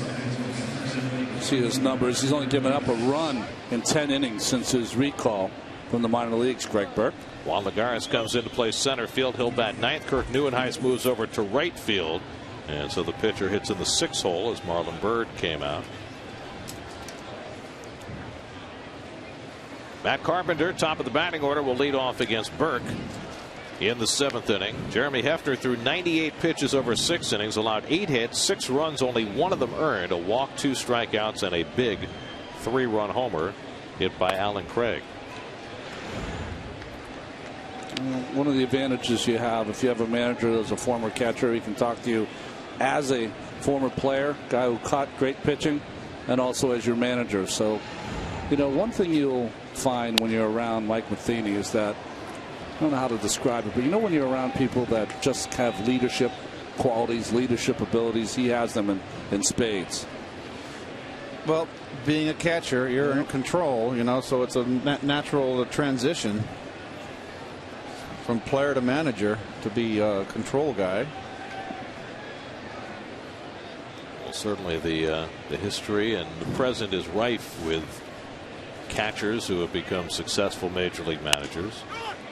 Grounded down to Murphy, and Burke gets over to cover. Carpenter retired, 1 away. By the way, as Waka, who was drafted last year, bids for his first big league win today. Notable tonight in Pittsburgh that Garrett Cole, who was the #1 overall pick in the draft 2 years ago out of UCLA, making his major league debut tonight. First 6 innings against the Giants, no runs, 4 hits. Wow. The Pittsburgh Pirates, as John Buck, maybe contact lens issue or a little dirt in his eye.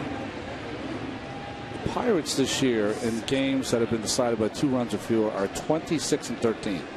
So they have been winning all the close ones. And they have been shutting people out.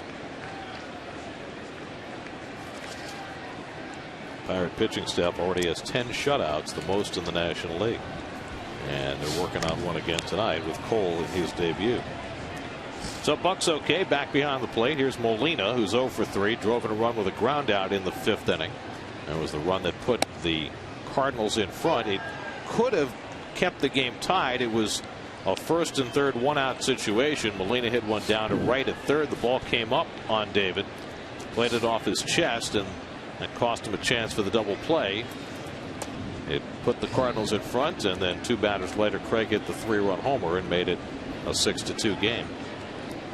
It's made a couple of plays in that 5th inning that gave the Cardinals extra outs. Fastball surprised Molina, 1-2.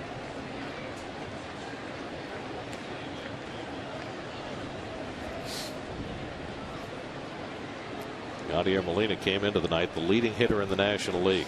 I don't think anybody had that on their dance card when the season began. Burke throwing a little harder tonight. Yes, he is. There's 3 of the starters right there. Neese, Harvey, G.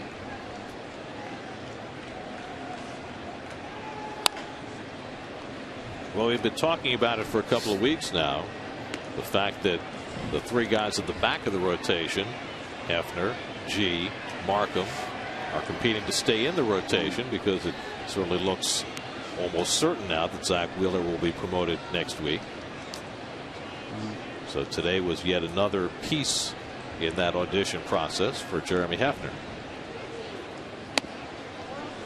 We haven't talked much about it, but it was quite a yeoman's effort by Markham on Saturday, wasn't it? Just amazing that he could go out there and give that many innings. on a day that he never thought he'd have his spikes on. Well, he got his start in, right? Yeah, right. It's the longest relief outing by any pitcher in the major league since 1989. 8 innings.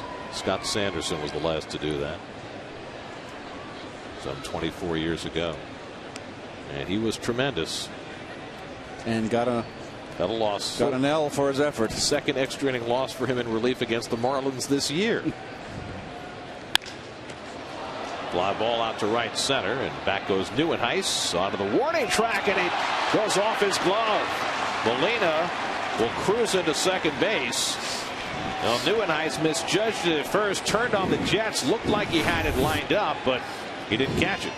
Well, Neuenhuis is a center fielder, and I don't know how they're going to rule that. But he did misjudge it.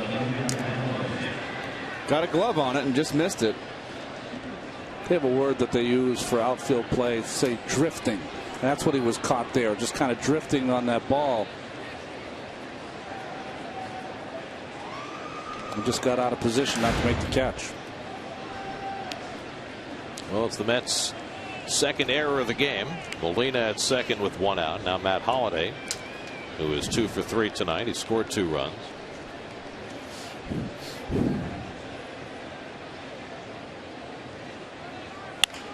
And that's hit into left center for a base hit, and that'll chase Molina home.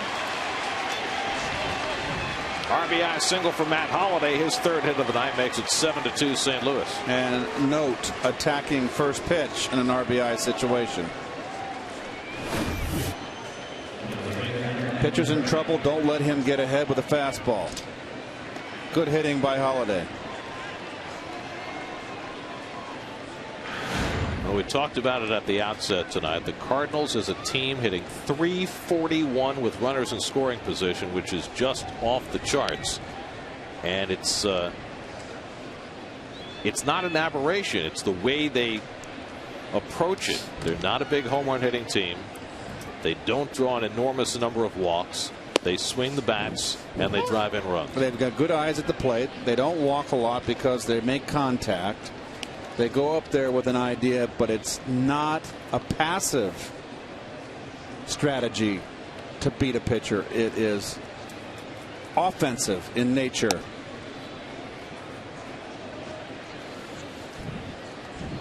Well, the Cardinals may be the only team in the game that has 3 hitting coaches. I mean, 2 was, I think, they were the first team to go to 2 hitting coaches. McGuire and Aldretti. Right. Aldretti's now the bench coach, but they've got 3 guys listed as hitting coaches. So it's clearly working for them. I mean, they are so far ahead of everybody else in the league hitting with runners in scoring position. And, you know, we mentioned they don't walk a ton. They also don't strike out because they're hitting earlier in the count. And Ronnie, you can check me on this. Yeah. The team they remind me of, go back to Mike Scioscia's championship team with the Angels in '02. Yeah. They would just get single after single and put the ball in play and drive in runs that way. That's who they remind me of. Yeah, they'll have a 4, 5, 6 hit inning. They'll sprinkle in a walk. They'll get a 2-out hit. Keith, you gave me the number before, right? What was it? 330, 340? 338 with runners in scoring position with 2 outs. I mean, that is a backbreaker for a pitcher. Yep. That's how you send them in for an early shower. Yeah, you're right. No offense. 2-2 to Craig, and he lays off.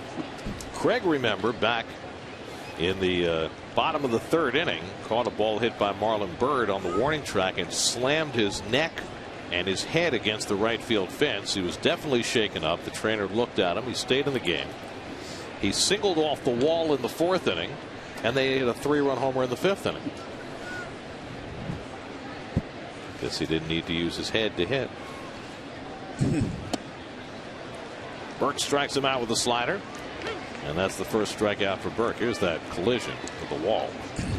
Could have really been a dangerous play. Well, you know, in the dugout when he comes in, it would be, hey, can't hurt that head. So it turns out he stays in the game, Gary, and has himself a terrific day. Here's Matt Adams, who's 1 for 3, singled back in the second inning.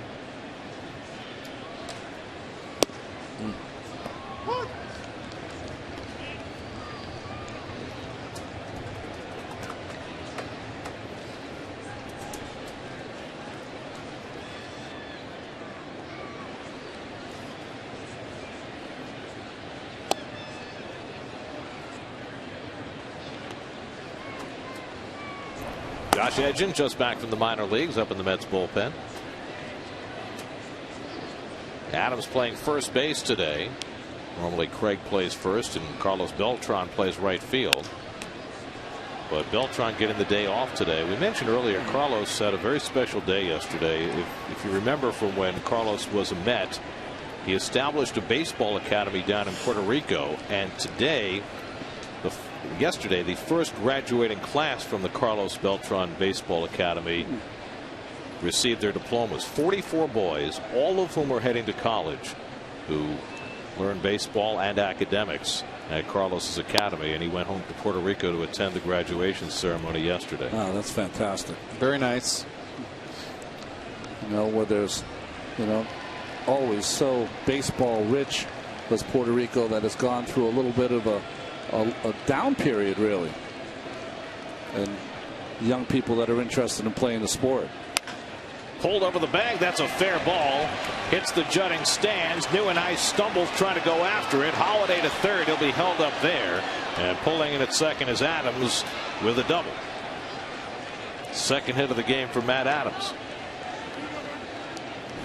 Well, Adams just continues to impress me. That's a fastball in, not in enough, but still, I got a sinker ball pitcher down out there and trying to sneak one in on you, and he just ripped it.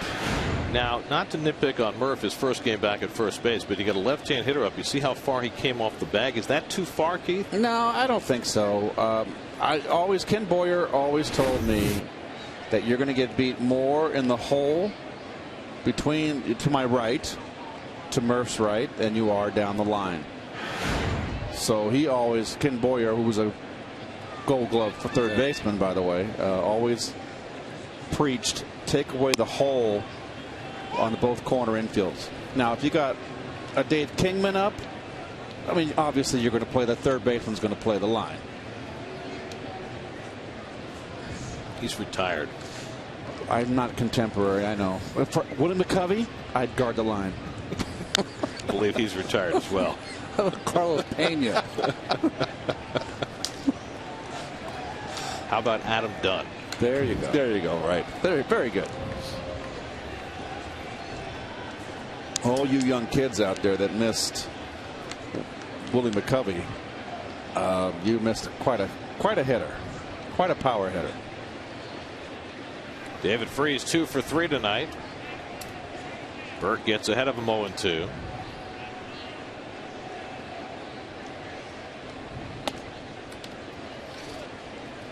Ted Williams, and when McCovey was in his prime, said he had the best swing in baseball. You recall, Willie McCovey.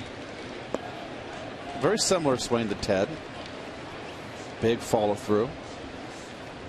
And that's high praise.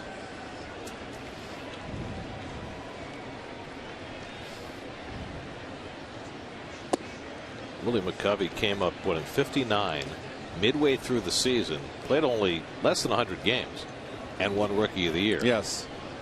Because he was so dominant for just over half a season. He was something else. Big stretch. 2-2 from Burke to Freese, and it's too high, so he's gone from 0-2 to 3-2 with John Jay on deck. Another unearned run for the Cardinals here in the 7th. They've scored 7, only 1 has been earned. Mets have hurt themselves with defense tonight, their second straight 2-error game. And there's ball 4, so Burke loses him after getting ahead 0-2 and the bases are loaded. Well, you got the left-hand hitting Jay coming up, and so Terry Collins is going to bring Josh Edgin into the game. So Edgin will jump right back into the fray. To the call to the bullpen, brought to you by Verizon Fios. 7-2 Cardinals in the 7th. We'll be right back.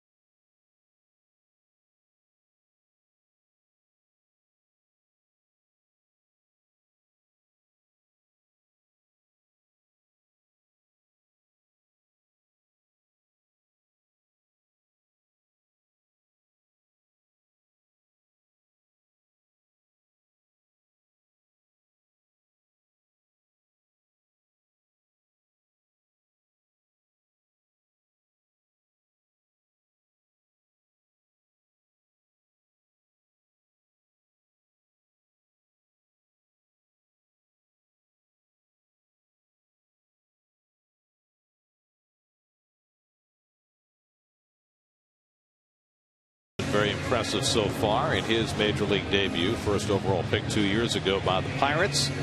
And they lead the Giants 5-2. Desmond Jennings, couple of home runs for the raging hot offensive Rays. And Miguel Gonzalez pitching well for the Orioles. They lead the Angels 3-1 in the 8th. Well, it was a tough goal, but as you can see by that ERA the first time through with those 11 games for Josh Edgen. Greg Burke threw 29 pitches. Got hurt by the error by Newman Heist. 2 hits and a walk later. The bases are loaded. And Edgen's first pitch slider misses to John Jay. Ball 1. Holiday at third. Adams at second. And Freese at first with 2 down. Edgen was expected to be a big part of the Mets bullpen this year, but did not have a good spring and did not pitch well early in the season. I talked to him today when he arrived back in the Mets clubhouse, and he said, what I learned in the minor leagues is to stop thinking. It's like you were talking about before, Keith, about see the ball, hit the ball. Yes, once in a while you got to revert to your primordial instincts. Very nice. I think for Josh it's very, very simple. Fastball command down in the strike zone. That's the key. And then his slider off that. He doesn't need 4 or 5 pitches. Those 2 thrown down at the knees will give him great success.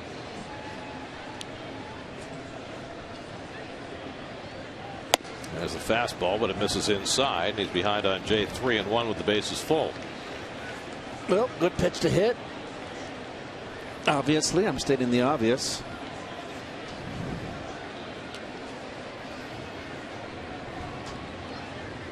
And he walked him to force in a run.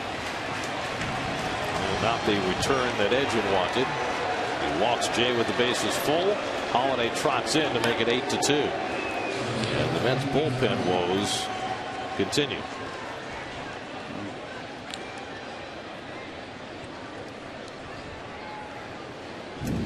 Most important thing for a guy who's coming out of the bullpen, do you retire the hitter you face? That's the job. Now Pete Kozma. And he takes the fastball out of the strike zone. Ball 1.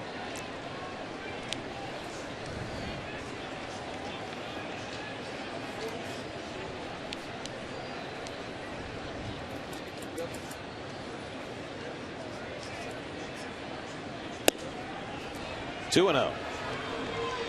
And Buck wants a conversation. You know, we touched on this a little bit earlier. One of the hardest things to do in baseball is to build a bullpen. And the Mets have tried a lot of different routes over the last couple of years. They spend money on guys like Frank Francisco and John Roush last year and DJ Carrasco. They've tried to promote people from within. But other than the success of Bobby Parnell this year, there's been very little that's gone right with this bullpen the last couple of seasons. They went with a lot of 2 or 3 veteran pitchers down there. I think they've tried every single combination. And you wonder if there's a secret to it. You look at some other clubs. I mean, Tampa Bay is the best example, right? 2 years ago, they blew up their entire bullpen, brought in 7 new guys. They were great one year. They were great the next year. David Hardsman, next man up in the Mets bullpen. It's the hardest thing to predict is bullpen effectiveness. But if there's one thing that I think, we were talking about Sandy Alderson and his conversation yesterday, if there's one thing that this organization has had trouble doing, it's been figuring out how to do that, how to build that bullpen and get success. Grounded down to right, and he handles the hop and gets the force to end the inning. 2 more runs for the Cardinals, both unearned. They've got 7 of those tonight.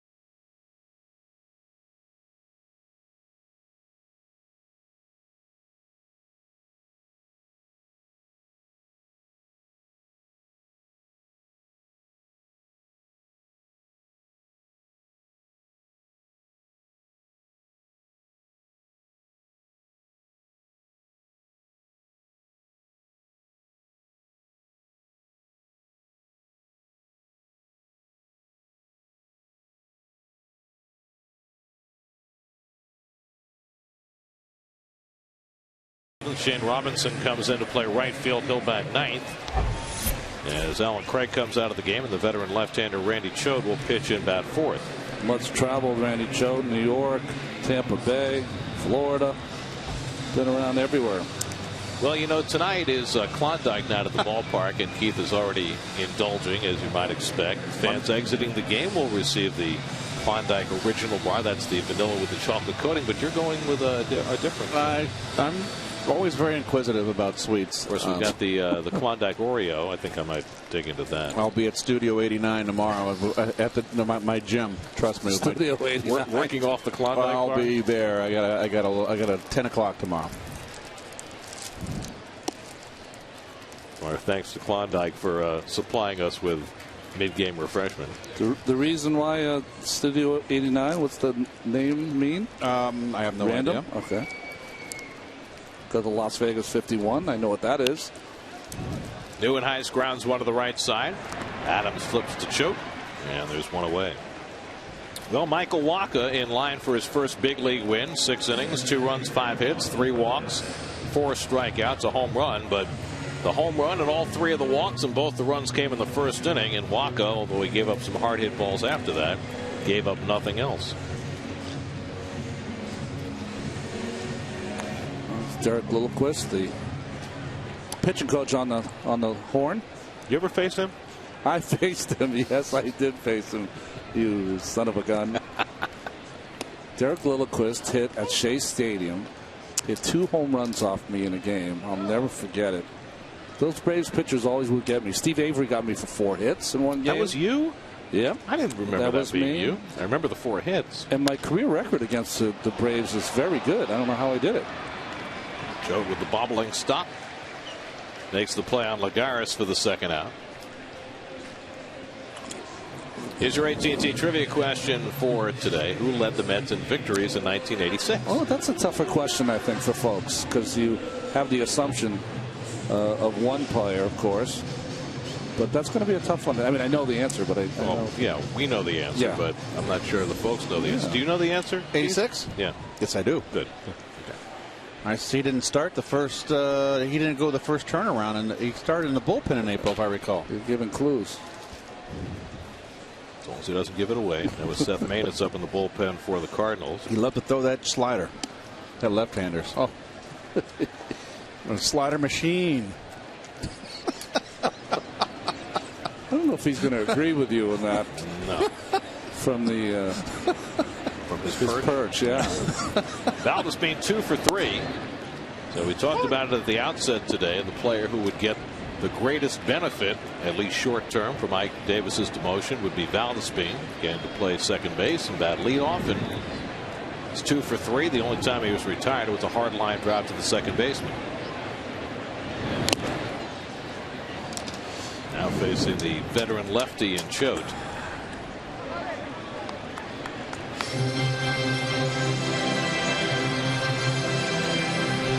So one thing in the game that'll never change. You throw left-handed, you can throw strikes. You got a job in this game.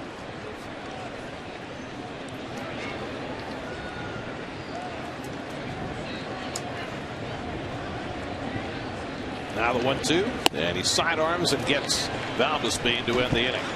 So Choate sets the Mets down 1-2-3. 7 in the books, 8-2 St. Louis.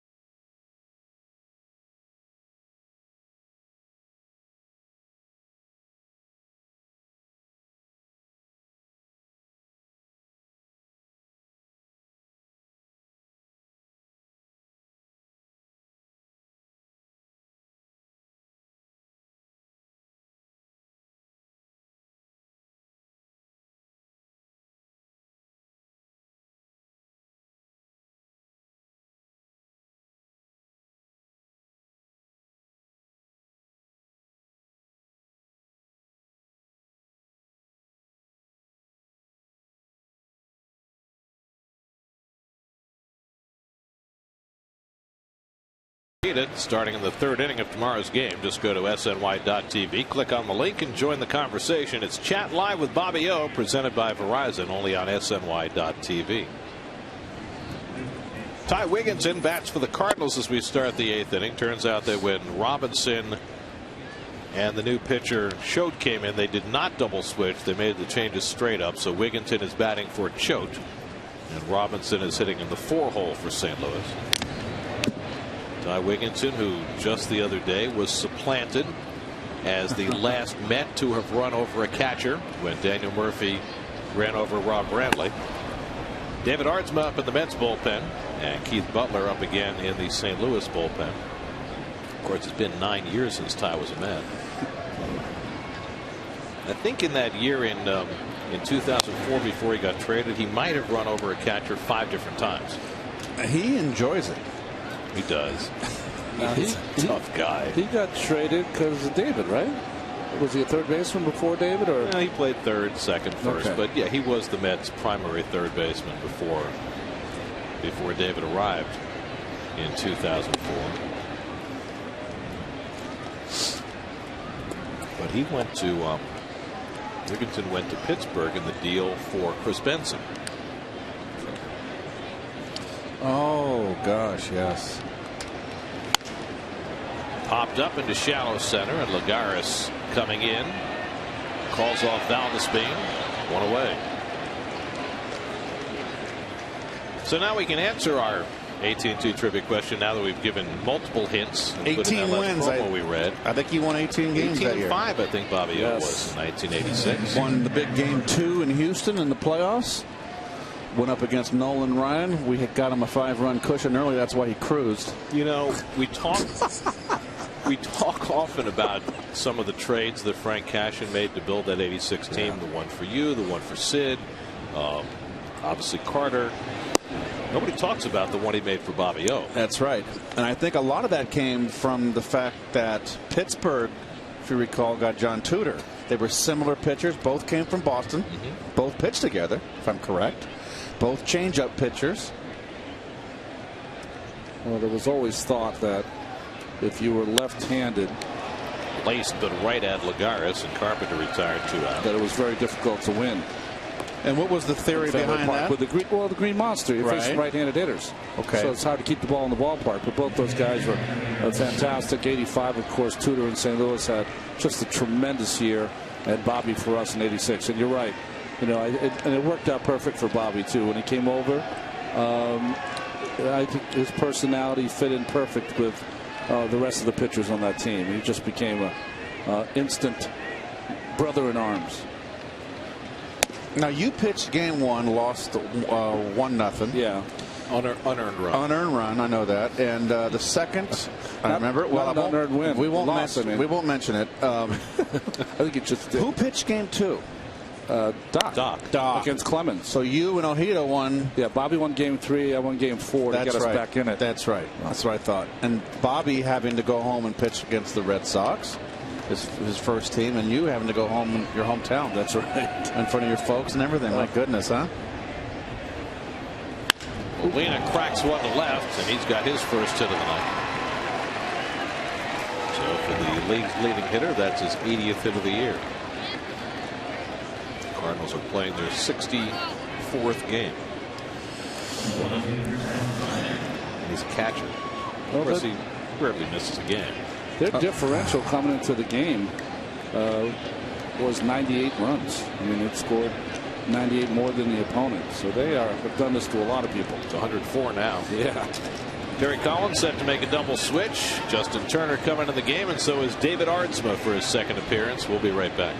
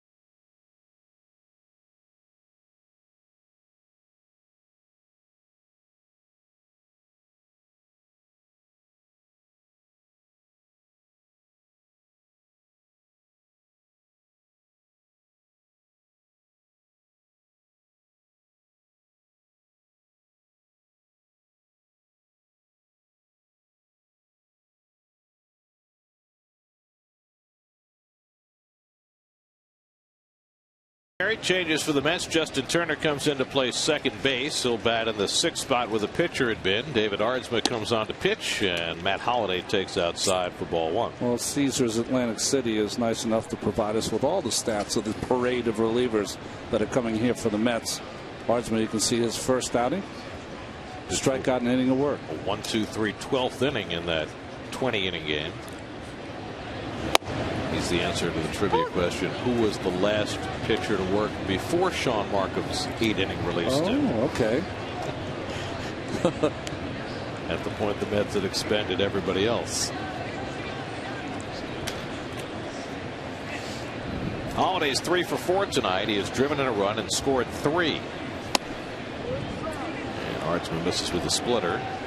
2 balls and a strike. When you have a day like this, it's a 8-2 ball game. Boy, you want to build on this. You don't want a 3 for 5. You want a 4 for 5. Good cut. He does not get cheated, does he, Holliday? Nope. I was mentioning the trouble the Mets have had building a bullpen. Aardsma could be a really good pickup if he can get anywhere near his form of 2009 and 2010 when he was saving games in Seattle. He had the Tommy John surgery after that. Really hasn't pitched the last couple of years, but his velocity appears to be back.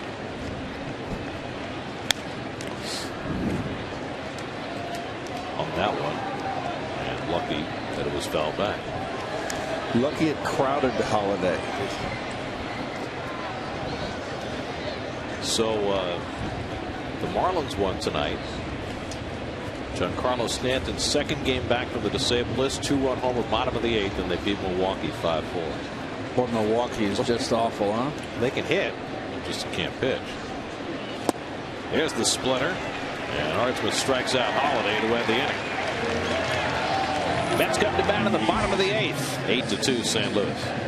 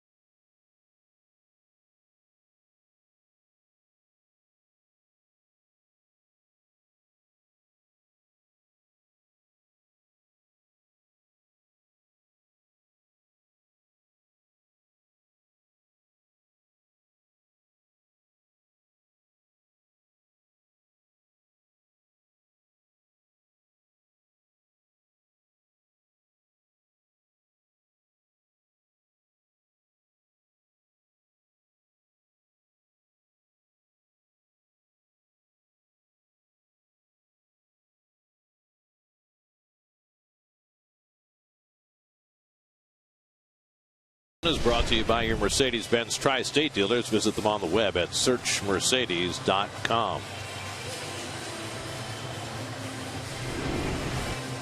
Mets box score presented by Volkswagen. Omar Quintanilla's homer in the 1st inning put the Mets in front early. Mets got 2 in the 1st, but the Cardinals have scored 8 unanswered runs, 7 of them unearned, and they lead 8-2 as we go to the bottom of the 8th. Rookie right-hander Keith Butler will come on to pitch for St. Louis in the 8th. Another one of those young hurlers for the Cardinals, 24 years old. 3-quarter delivery with a little sinking fastball, slider, and changeup. Quintanilla, Wright, and Murphy due up for the Mets in the bottom of the 8th. Michael Wacha went the first 6 for St. Louis, allowed 2 runs, 5 hits, in line for his first major league win. Randy Cho to 1-2-3 7th, and now Butler to face Quintanilla to start the home 8th. Quintanilla hit his second home run into the seats in right field back in the first. Since then, he's grounded out and struck out. By the way, the last time the Mets allowed as many as 7 unearned runs in a game, you have to go back to 2008, a 13-1 loss to the Pirates at Shea. Oliver Perez, 7 runs, 2 earned. Jorge Sosa, 5 runs, 1 earned. Jorge Sosa. He was the big tease, Jorge. He had some really good games. He did. He just, but not enough. He would drop his arm slot. He wouldn't stay, Ronnie, on top of that slider, and then he'd flatten out and get lit up. Good changeup by Butler, 1-2. Boy, when you simplify it like that.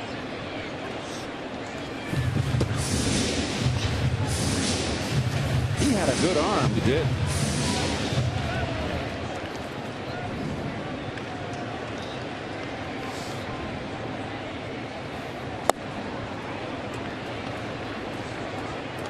Interesting. Still a work in progress. You can see from that angle, that shot we got, that Butler slowed his arm down a little bit on that changeup.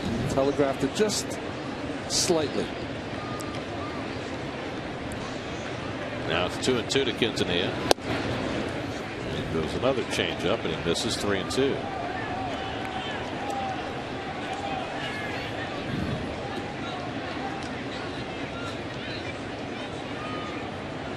Quintanilla doing a nice job filling in for Ruben Tejada, who just started running today for the first time, trying to come back from the quad injury. In the air to left field, easy for Holiday. 1 away.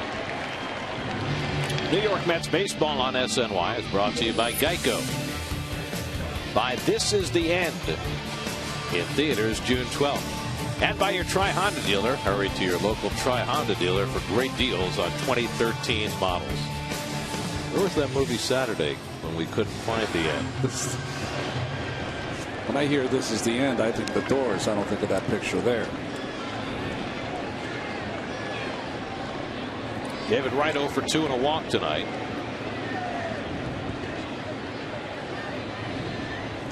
And he hits one in the air to left field. Got it off the end of the bat. And Holiday gets under it. 2 out.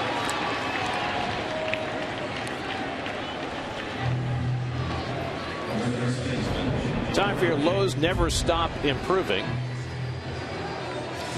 Cardinals #1 in fielding percentage. 23 errors this year. 24 with 1 today. The fewest in the National League. They've also turned the most double plays of any defense in the league. And you notice all of those 5 teams, only one's a loser. The other ones are very much on top of their divisions or in the hunt.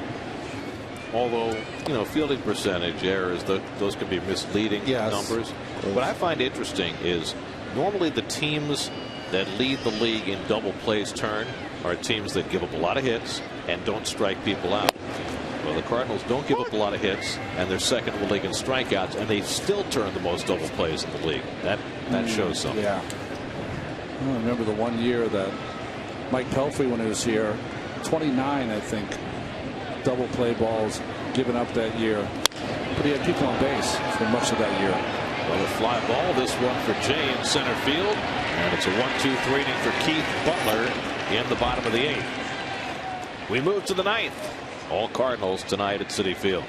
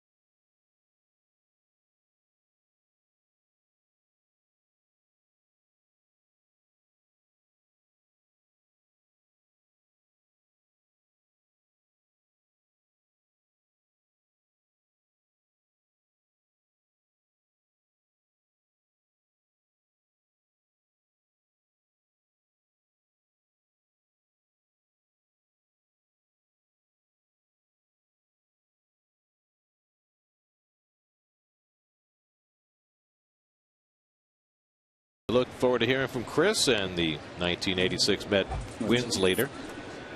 After the game, Shane Robinson up for the first time, fouls off David Artsma's first pitch in the ninth. Robinson came on to replace Alan Craig, who hit a 3-run homer tonight and had another base hit, but that all came after he slammed into the outfield fence. So with the big lead, Mike Matheny got him out of the game. Yeah, probably get some ice on it as a precaution. Well, we failed to mention we saw all the starters there in their record in 1986 when Bobby O won 18. Robinson drives one deep left center. Back goes Duda back near the wall, and it's out of here. Shane Robinson adds to the Cardinal lead. His second home run of the season, and it's 9-2. That run was very much earned. Well, they take Craig out of the game. They put Robinson in, and Robinson responds with a home run. No, 2 runs, 2 home runs, and 4 RBIs out of that spot, 4th spot in the lineup. Oh, they're having fun. They do this all the time. They have to go down the gauntlet of well-wishers. Matt Adams with an ugly cut at the splitter. High fastball. Oh, hanging slider, excuse me. It's a very disjointed swing, but it worked. Down to Murphy at first, and he'll take it himself to retire Adams one away. I thought it was interesting when Turner came into the game in the double switch last inning. They took Valdespin out. They left Murphy at first and put Turner at second. Now, all season long, Murphy's been playing second, and Turner has filled in a lot at first base. So, does that make you feel there'll be a little platoon at second base? It's hard to. It's hard right now because the pieces aren't fitting exactly right, because Ike Davis is no longer here, at least for the moment. And I guess Terry Collins is trying to create some comfort for Murphy, leaving him at first base for as long as he needs to rather than moving him back and forth. I don't know. Well, you can take as many ground balls as you want off the bat and the fungos before the game, but there's nothing like the speed of the game being over there. So I think, if I had to rate Murph at first base today, I would say that, he's a little off his game. So I think leaving him there might be a good thing. Get as many reps as he can. We talked about how Valdespin's the one that's going to benefit from Mike's demotion, and I think Turner's going to benefit too, going to get some more playing time.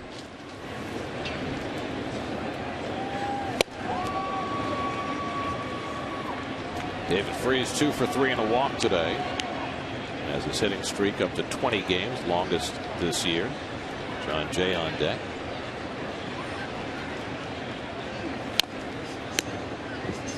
The other player the Mets called up who could play the infield is Josh Satin, who was hitting well at Las Vegas and had played mostly first base this year, although he's played a lot of second and third in the past, even a few games in the outfield.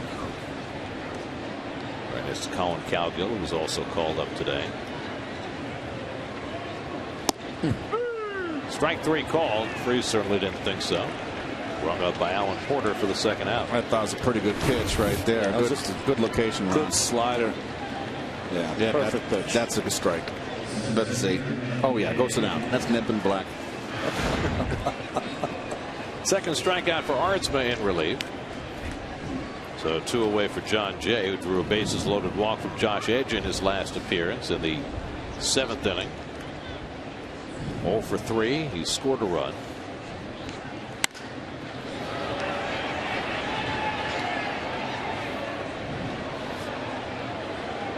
Somebody throwing in the Cardinal bullpen, so it looks like Keith Butler will get the bottom of the 9th as well as the 8th. Mets will have Duda, Turner, and Buck due up in the last of the 9th.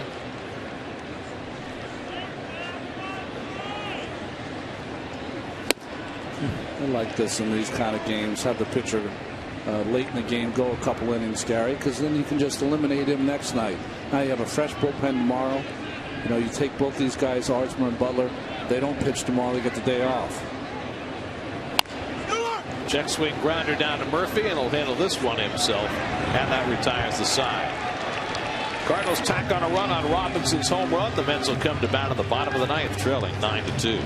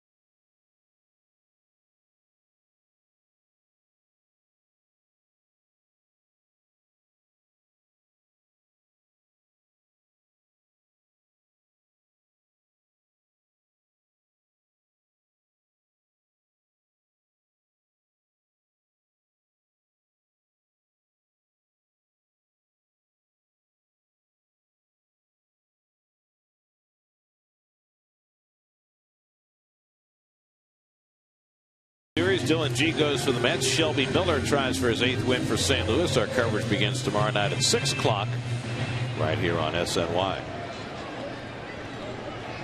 Lucas Duda leads off the last of the ninth against Keith Butler. Cardinal pitchers have retired the last 12 Mets since an infield hit by Valdespin leading off the 5th. Butler worked a 1-2-3/8. Duda 0 for 2, a couple of long fly balls tonight. They were both caught on the warning track by Alan Craig. I can tell you something that just came into my mind, that a game like this, 9th inning or 8th inning, 9-2 blowout. I remember Whitey Herzog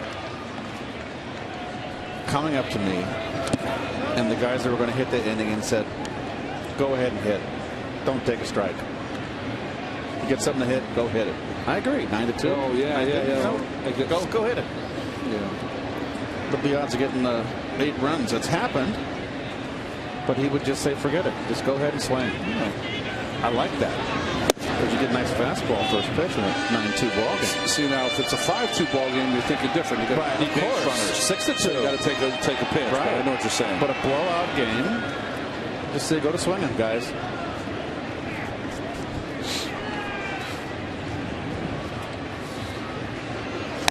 Good changeup by Butler, and he strikes out Duda. 1 out of the night.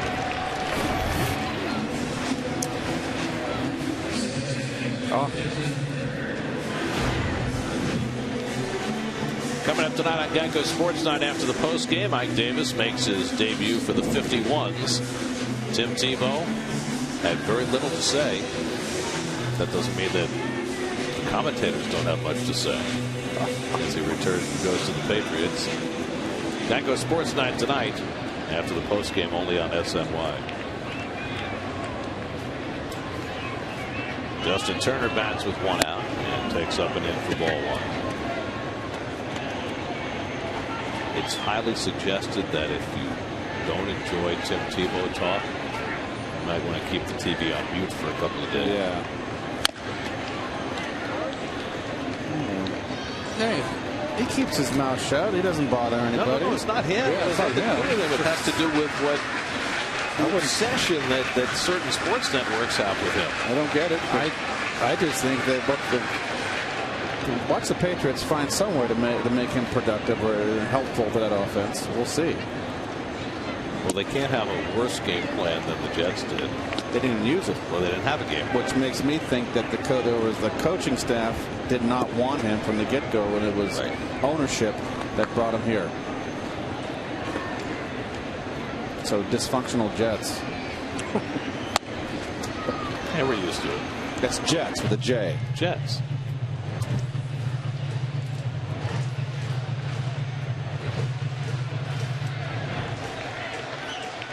They were a lot more dysfunctional when Lou Holmes and Charlie Winter were the coaches. Rich Kotite.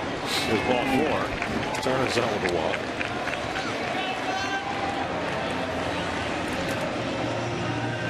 First base runner allowed by Butler after 13 Mets in a row had been retired. Now John Buck has been on base twice tonight with a walk and a single. Well, it was really good to have you back tonight, Keith. It was wonderful to be back. And so you work what, 2 days? I got tomorrow. And then you get 2 weeks off again? No, I work Friday night, and then I have to the end of the month. This is I go like a bat out of hell the first 2 months of the season. Then Kurt, Mr. Gowdy, hi Kurt, gives me June off usually, a lot of June off, and then he eases me back in. I'm old. Ease me back in July, and then to the whip in August, September. Now, this second half of June, when you're not working at all, yes, do they still send you a paycheck? Yes, they do. We're doing the off season too, Gary. What a racket! Buck pops it up. Coxman makes the call, and they're 2 out. Just 1 day. 1 day. Boy, I want your life for 1 day. Well, you get paid in the offseason, don't you? That's not my point. Yeah, it had nothing to do with the paycheck. But I'll be watching. He wants the traveling down to be a little place where you can watch the Belmont race. That's right. Be around your friends. I sent Kevin some lovely pictures from the the establishment I was at watching the Belmont when you guys were in the 18th inning, I believe it was. Turner runs, takes second on defensive indifference. Because you know that my producer, Greg Picker, wants me to do a collage of my summer in Sag Harbor. He wants me to take photographs of everybody in Sag Harbor, my life, friends that I have, businesses. And so I was very much with my iPad taking pictures. Are you being judicious about what you include in this? I follow orders. Maybe too well. 0-2 to Neuenhuis. The Mets down to their last strike of the night. Neuenhuis 0 for 3. And made an error in right field that cost the Mets a couple of unearned runs.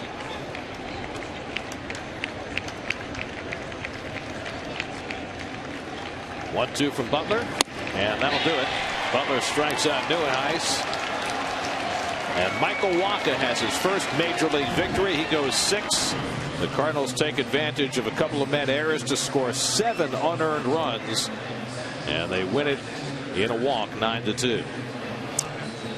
Well, not a good night for the Mets. Only managed 5 hits on the evening, and we saw Wacha, Ronnie, in spring training. He gets his first win, as Gary said.